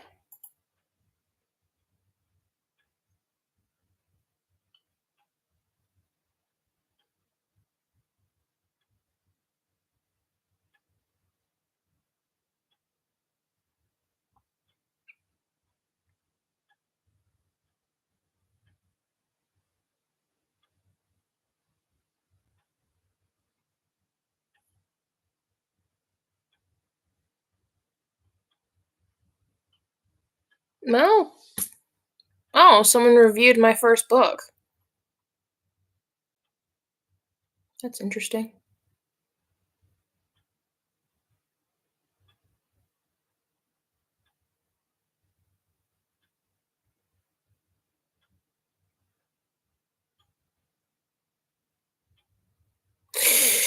Okay.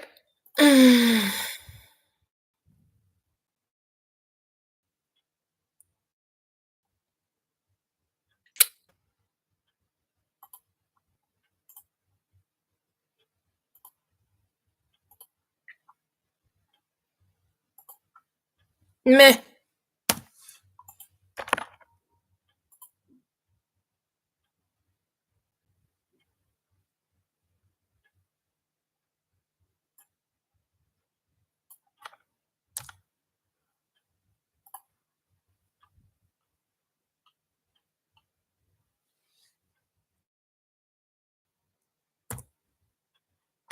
I'll send you a screenshot. I'm not gonna discuss it while I'm live.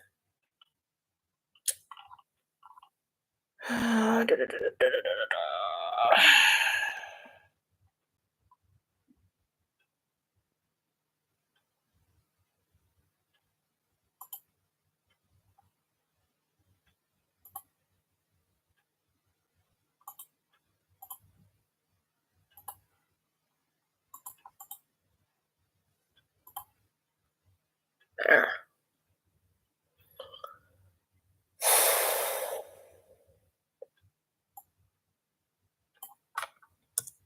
Okay, that's not it then.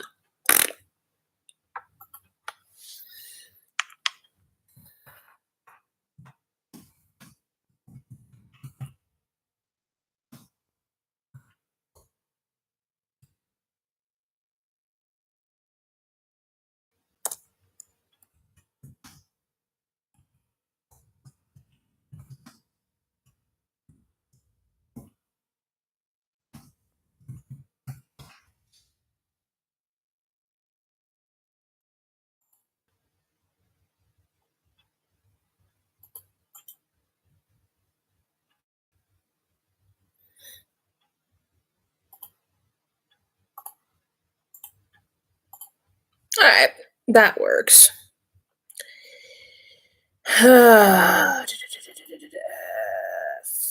Thick. There. Okay. There we go.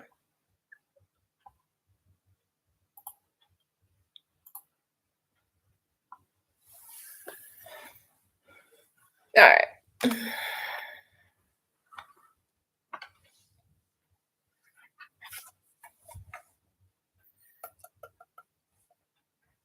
Alright.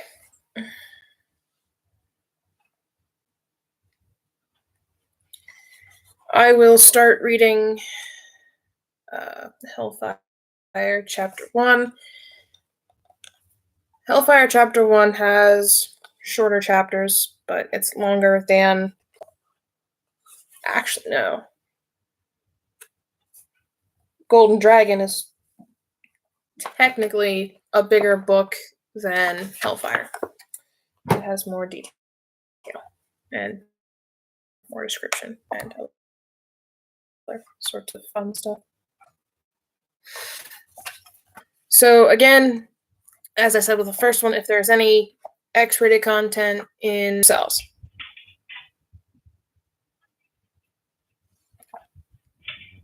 Oh boy.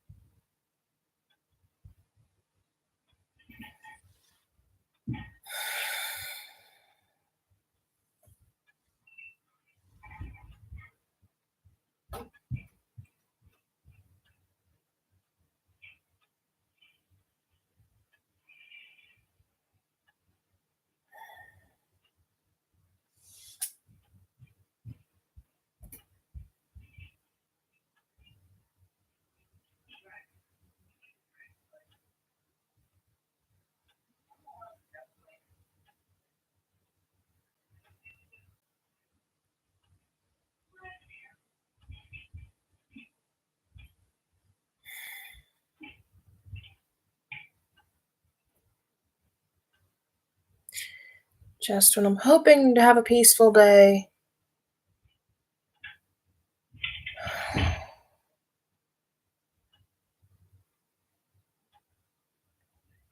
My aunt shows up.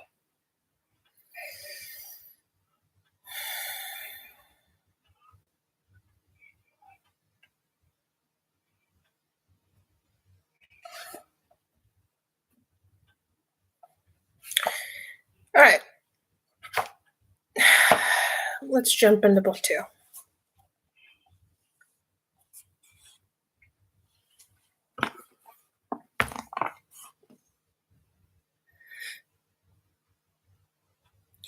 Chapter 1 of Hellfire and Grace. The Water's Song. Near the edge of the sea, Darkra and Fenrin looked around as the fog slightly lifted. Darkra sat down and watched his group. A faint splashing of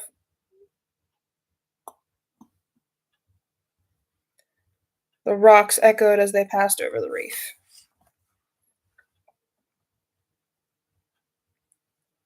Fenrin nudged Darkra as he pointed to a faint figure below the water surface. Darkra, what's that? He asked, as other characters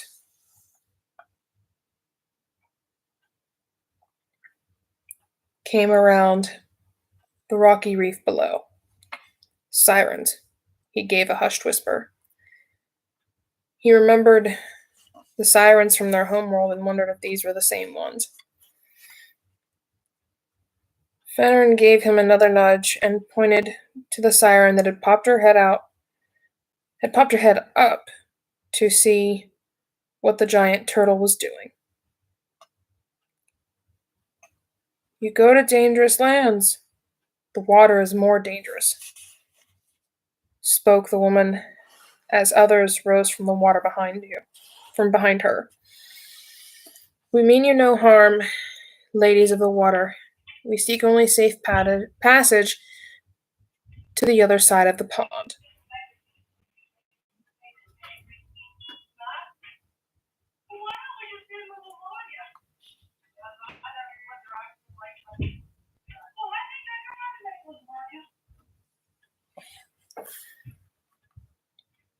Darker came to the edge and knelt. The siren got closer to the turtle, watching him as the others.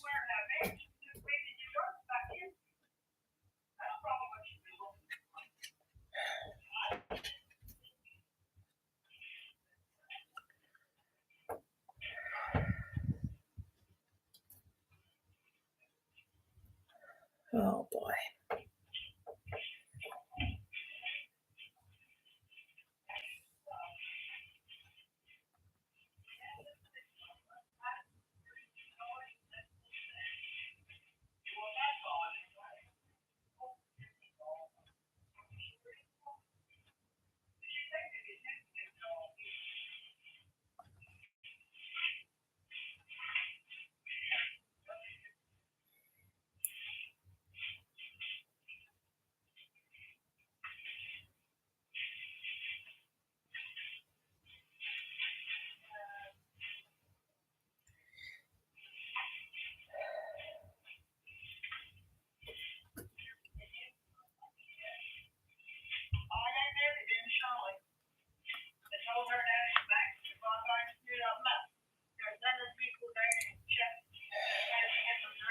I apologize, guys.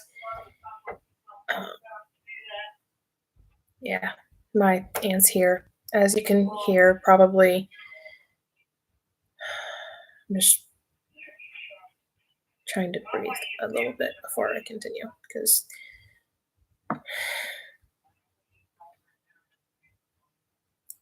I'm not.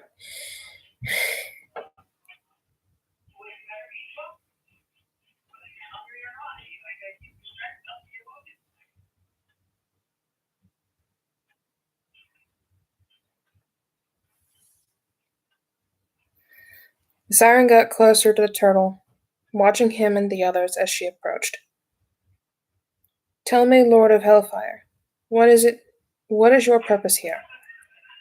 She asked as she leaned up on the turtle. The other sirens watched.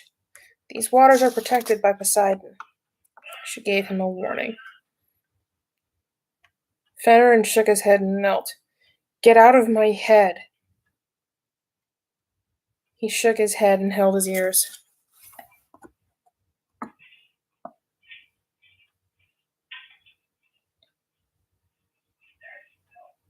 Catlina came to his side as Diana and the others started hearing the song of the water. Lady of Earth, you should not be here. The siren spoke, slowly backing away as if afraid of her. They saw Gaia in Catlina. Leave these people alone and the other two groups to travel across these waters. The sirens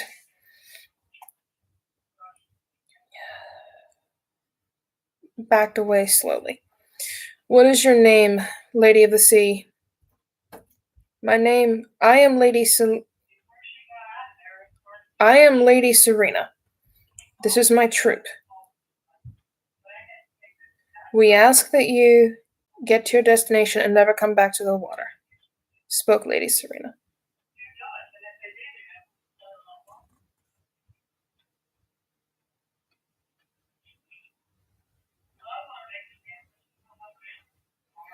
Darker stood and backed away from the edge.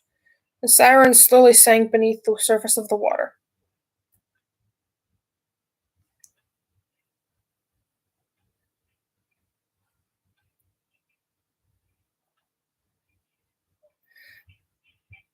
I'm probably going to butcher Latin. I don't truly use my Latin, and what little Latin I do know isn't for public use. So, Ut Shitsus, spoke Catlina to the turtle as it began to move faster.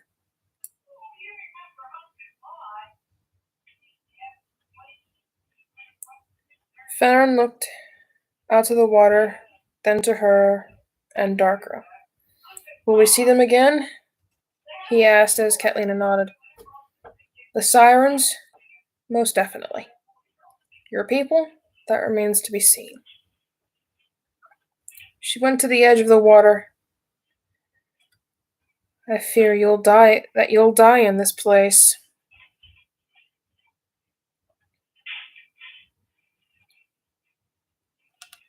The group of people looked to each other in fear and sat at the edge of the water.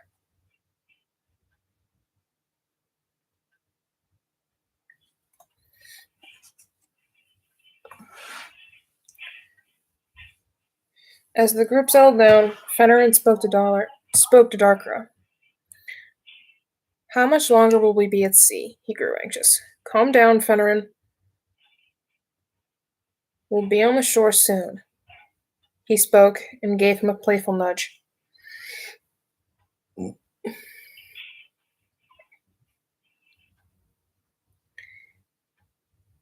The troops kept their guard up. They sensed something wasn't right. As the generals tried to diffuse the tension, Catlina was pulled in under the water. Excuse me. The turtle stopped and roared a bit. The generals looked around and noticed her missing. Deep beneath the water surface, Catlina was fighting off a few of the sirens and trying to fight for air. They clawed at her and used their bone blades to pierce her. She tried fighting back as they pulled her under further by her feet.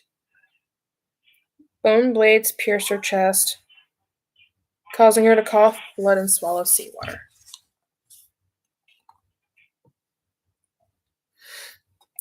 Help me, she choked as she lost consciousness.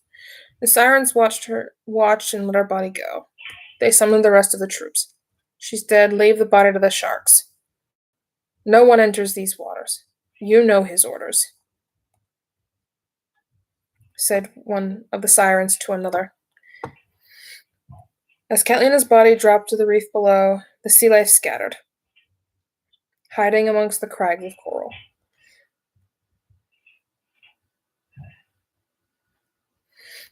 As the sirens moved towards the turtle, Catlina slowly opened her eyes. A faint emerald glow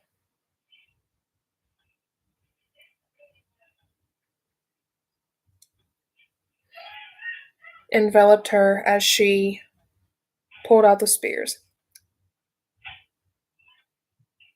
She coughed as she rolled off the coral and floated to the bottom. Catlina shifted into the water dragon. Gaia's energy was healing her wounds, at least enough to stop the bleeding. The dragon roared and dove into the depths. The water began to spin and rise. As the vortex rose higher, the turtle moved again and tried to get away from it. Turning towards the vortex, the sirens couldn't outswim the current. Coming up from the bottom, the water dragon snatched a siren before tossing her out of the water.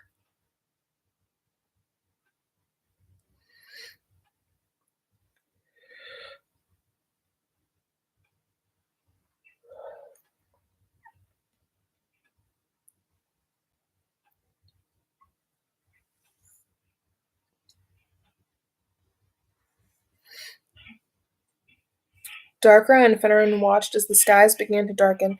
Sir, land, spoke one of the sentries. Come on, go! Darkra watched another had been tossed out of the water. Fog cleared off as a mysterious horn sounded.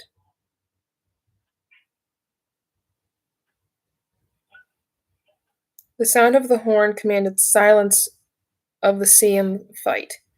Up from the depths rose a mass army of creatures from the sea. Fenrir felt his arm burn as he collapsed to his knees. Catlina roared as the turtle pushed forward.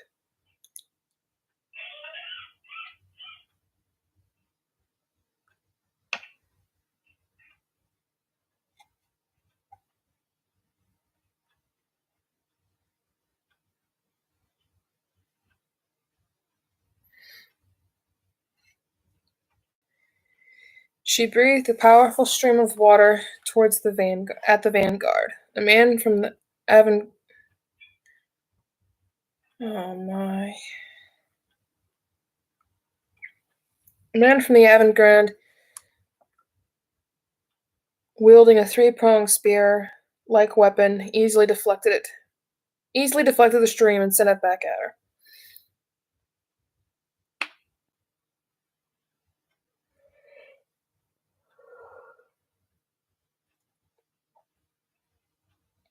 She was blown backward and landed on the sandbar. The turtle that carried her friends headed for the shore, but was being chased by more sirens. Darker sounded his war horn as the sirens approached. Catlina tried to roll off the sandbar, but couldn't.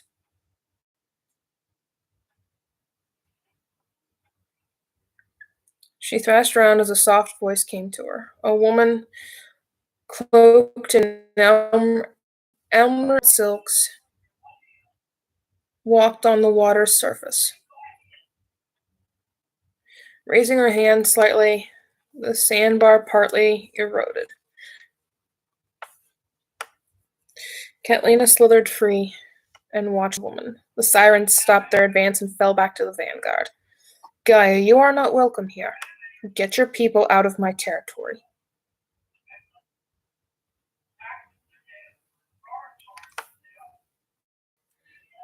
The man spoke and tapped the turtle lightly, getting it to move forward. Poseidon, my old friend, let my host pass safely. Don't make me dry up your home.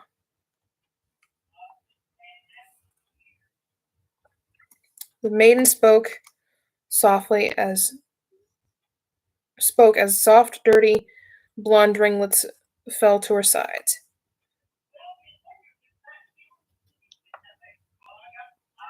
Gaia walked to the edge where the sandbar used to be and stopped. He came nearby and stepped onto the water surface. Catlina hissed and watched. Poseidon watched before turning away. Stay out of the water, Gaia, you and your pets. He spoke as Catlina tried to push past the goddess to get to him. Gaia rested her hand on Catlina's cheek, though she was transformed into her dragonic form. She looked down at the goddess, releasing a hiss from deep in her throat. Come, Catlina, return to your route, Gaia urged as she pushed the dragon away. Do not forget the meeting of the council, Gaia. Absence will not be excused this time. Poseidon spoke as he headed for his army. The sirens gathered their wounded and dying as the armies of the sea disappeared beneath the waves. Catlina headed to the shore with the goddess at her side. Why did you stop me? They started it.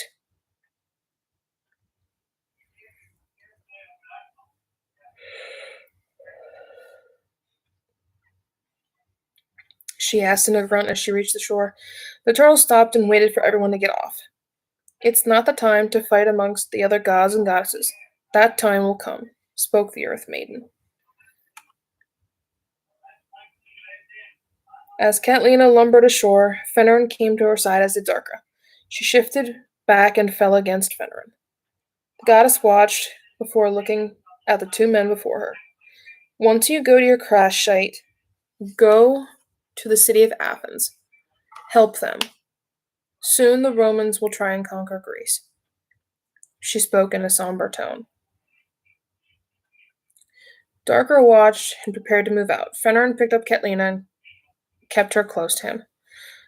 Put her in the wagon, Fenrir. Let her rest and recover, spoke Darker as he went to his horse. Mount up and move out. The goddess faded away as the group started their march to Corinth again. Hours of travel, and still hours away, Darkra pulled the group to a halt. Set up camp for the night. Get some rest. We move at first light. He spoke and dismounted.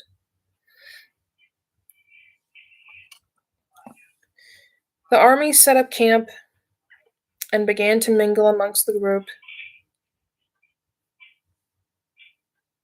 Darkra leaned against a small tree as Diana and Theron leaned against him.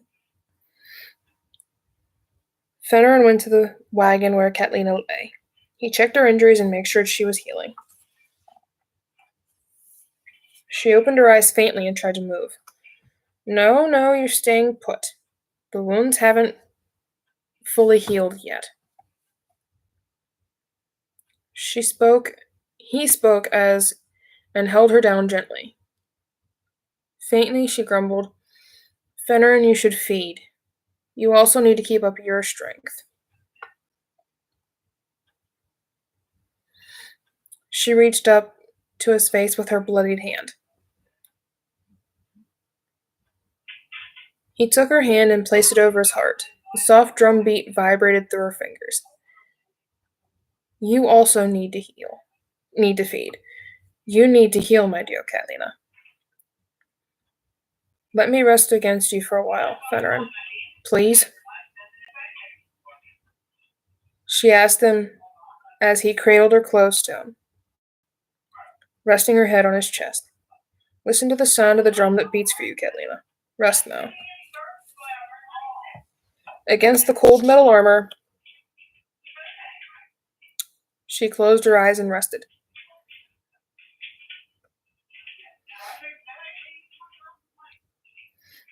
The vampire general watched over the Lady of Death as she slept. Harmony sat in a crouch from a ledge high above the group. She would not eat or sleep until the armies of Orange and Black reached Cornith.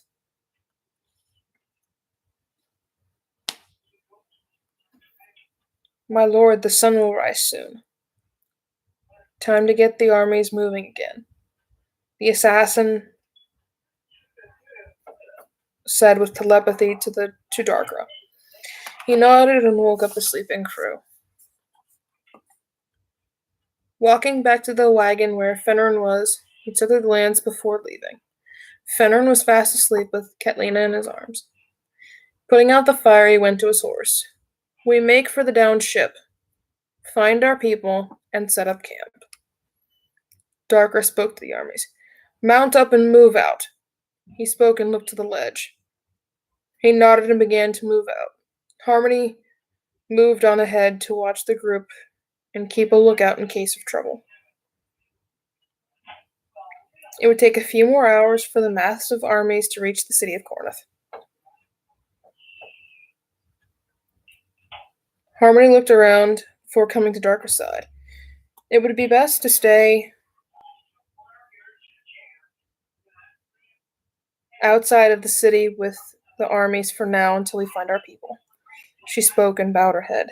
Very well. Both armies fan out in small groups around the city. Set up a defensive barrier. Make sure things stay safe. Darkra spoke and turned to head back to the wagon.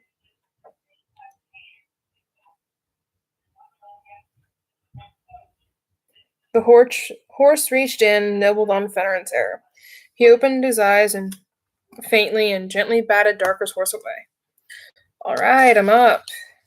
He spoke in a hushed tone and slid out from beneath Catlina. Let's go to the down ship and see if anything still works.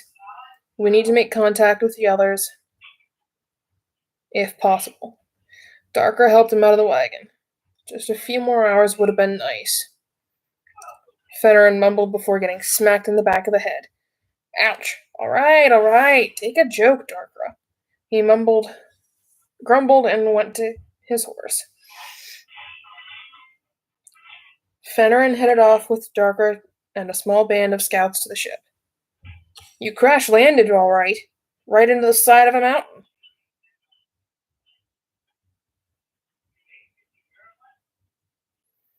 Harmony spoke and cleared some of the vines that grew over the entrance.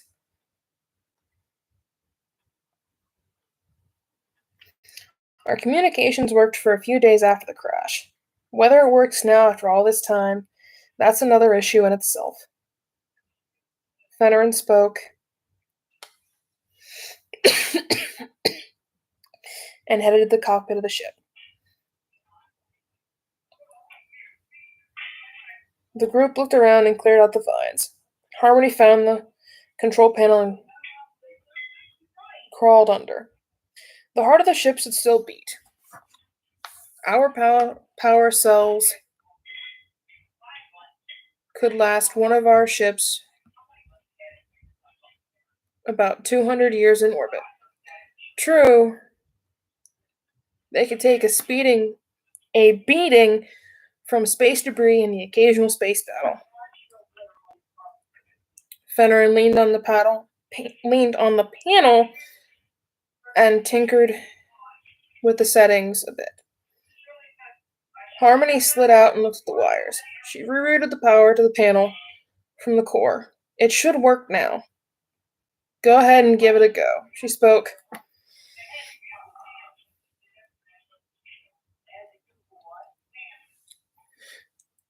As Fennerin moved the switches, the equipment came to life and crackled.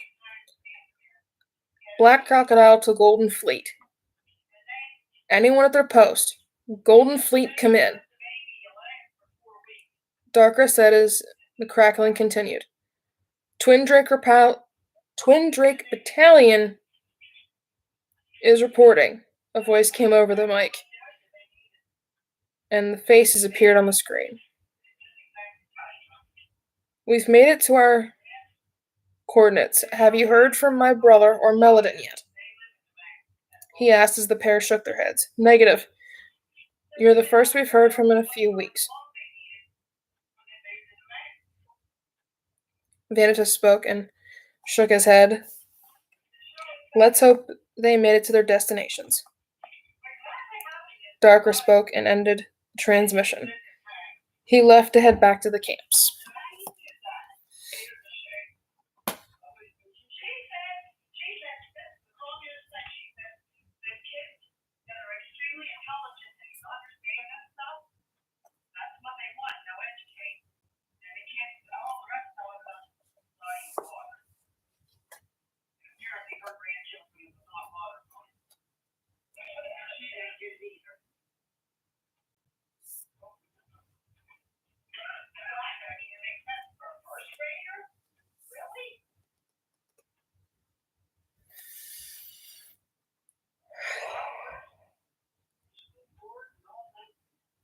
Well, that is the end of Chapter 2, Book 1. I have placed the links to buy the books in the description of the live, so they are there if you wish to buy them or read them for yourself.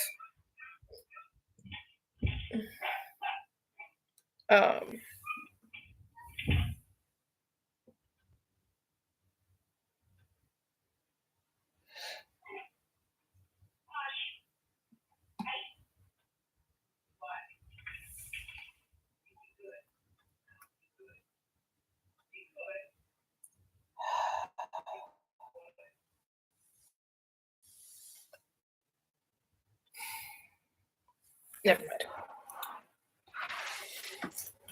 mind. Granted, I do apologize. I can't really talk very well, especially when I'm reading. I do get my words stumbled, mixed around, and I do realize now, after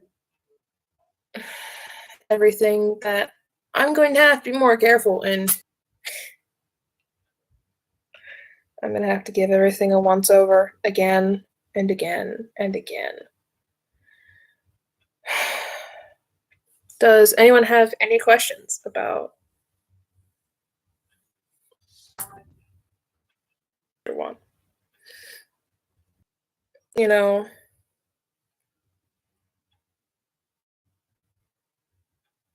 you have questions, comment on the live. Say, hey, what's this? And I will try my best to answer your questions. Almost 50 pages. I made it that way because it was the bulk of Chapter 1 of Book 1. Like, that was basically designed to try and give as much information as I could and describe as much of everything as I could without giving a whole lot away.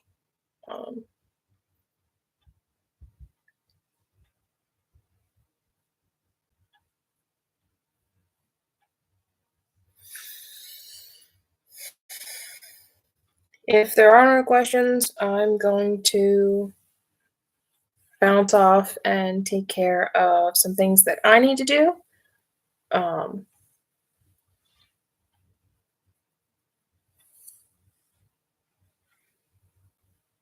going to try and get some more footage up.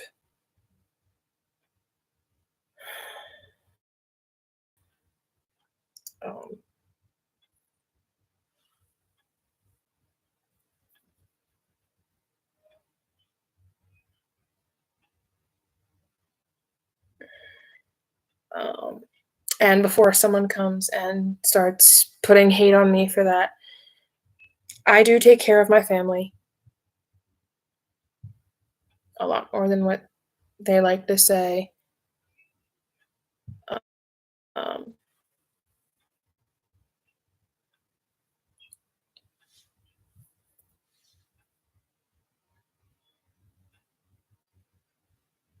I pay for 90% of the bills, even though I'm on the verge of losing my job. I pay cleaning. I do basically 90% of everything in the house. So before people come at me and say, oh, you shouldn't talk about your family like that, I take care of 90% of everything for them. So, you know.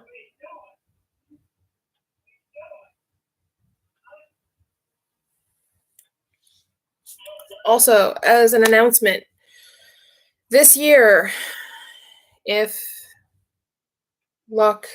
Lady Luck is on my side, I will have 3 books coming out this year. If Lady Luck is on my side. We have book 3 in the Dragon's Den series, Heaven in Rome. I chose the Gladiatorial Games and the Eruption of Pompeii. They both take place around the same little time frame, so that's what I'm working with. Then we have a dating guide. Don't ask. A friend of mine made a joke, and I'm like, well, that seems like a good idea. Let's work with that. So I have a dating guide coming out,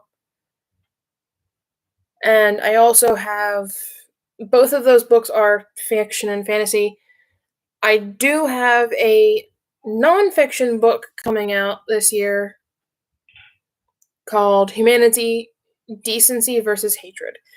This book is basically describing different ways of being polite and being human and overall not being an asshole.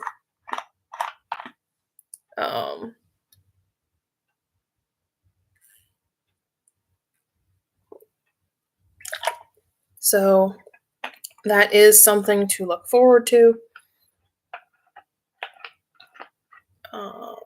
Trying to think here.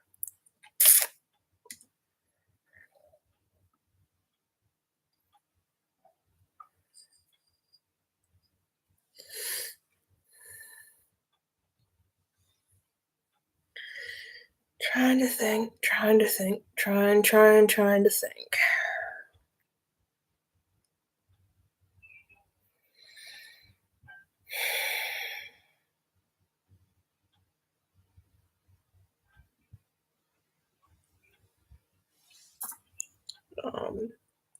I may not release all 3 of them this year. I may hold a couple back, then release them slowly over the next couple of years, give or take, depending on what happened. It all really just depends. But another note, let me know what you guys think. 2 so far. This is going to be a 12-book series. I have all the books planned out. Everything is ready to go.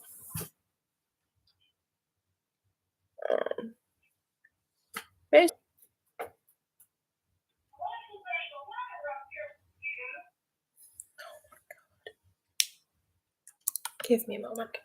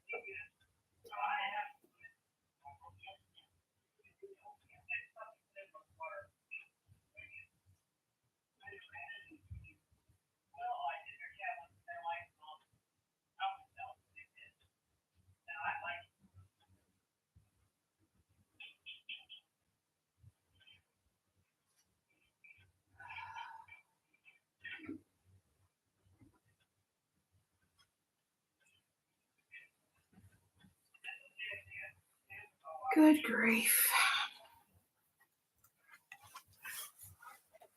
Ugh.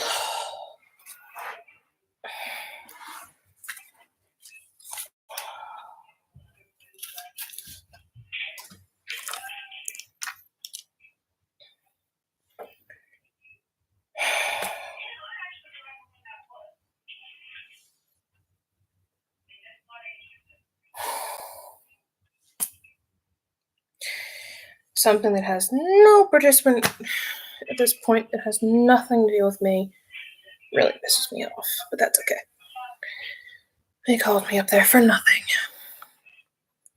Alright. But like I said, I don't really know.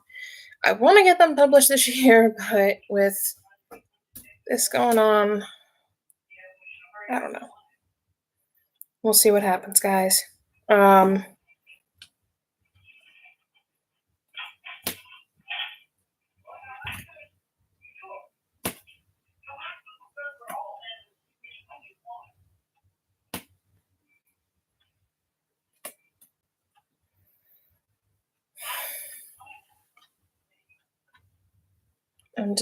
I don't know at this point.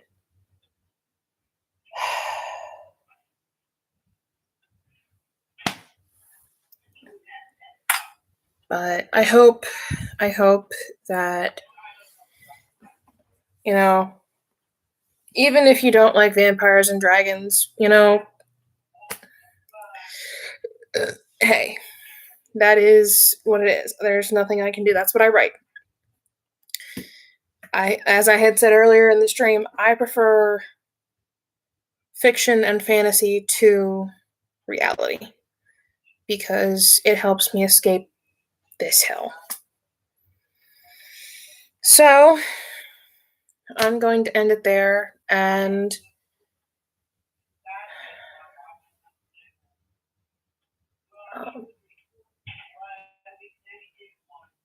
let me know if you guys want to see some arts and crafts videos, arts and crafts live streams. Let me know, comment,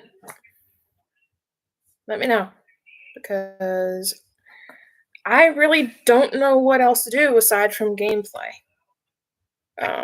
I've got 21 episodes now, I think, to upload of the game Vampire. So after that, I'm going to record some more Vampire. I'm going to record some 7 Days to Die. And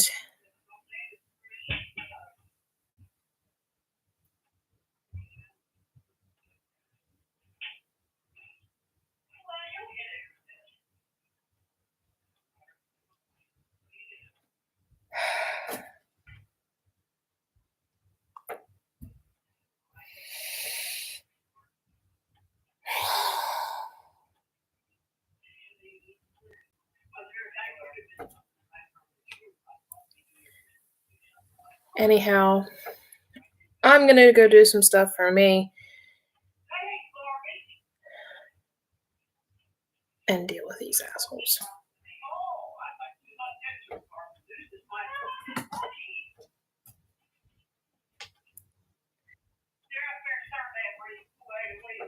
I hope things get better.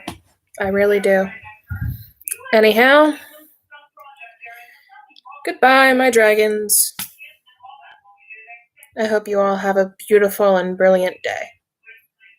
Have a safe week.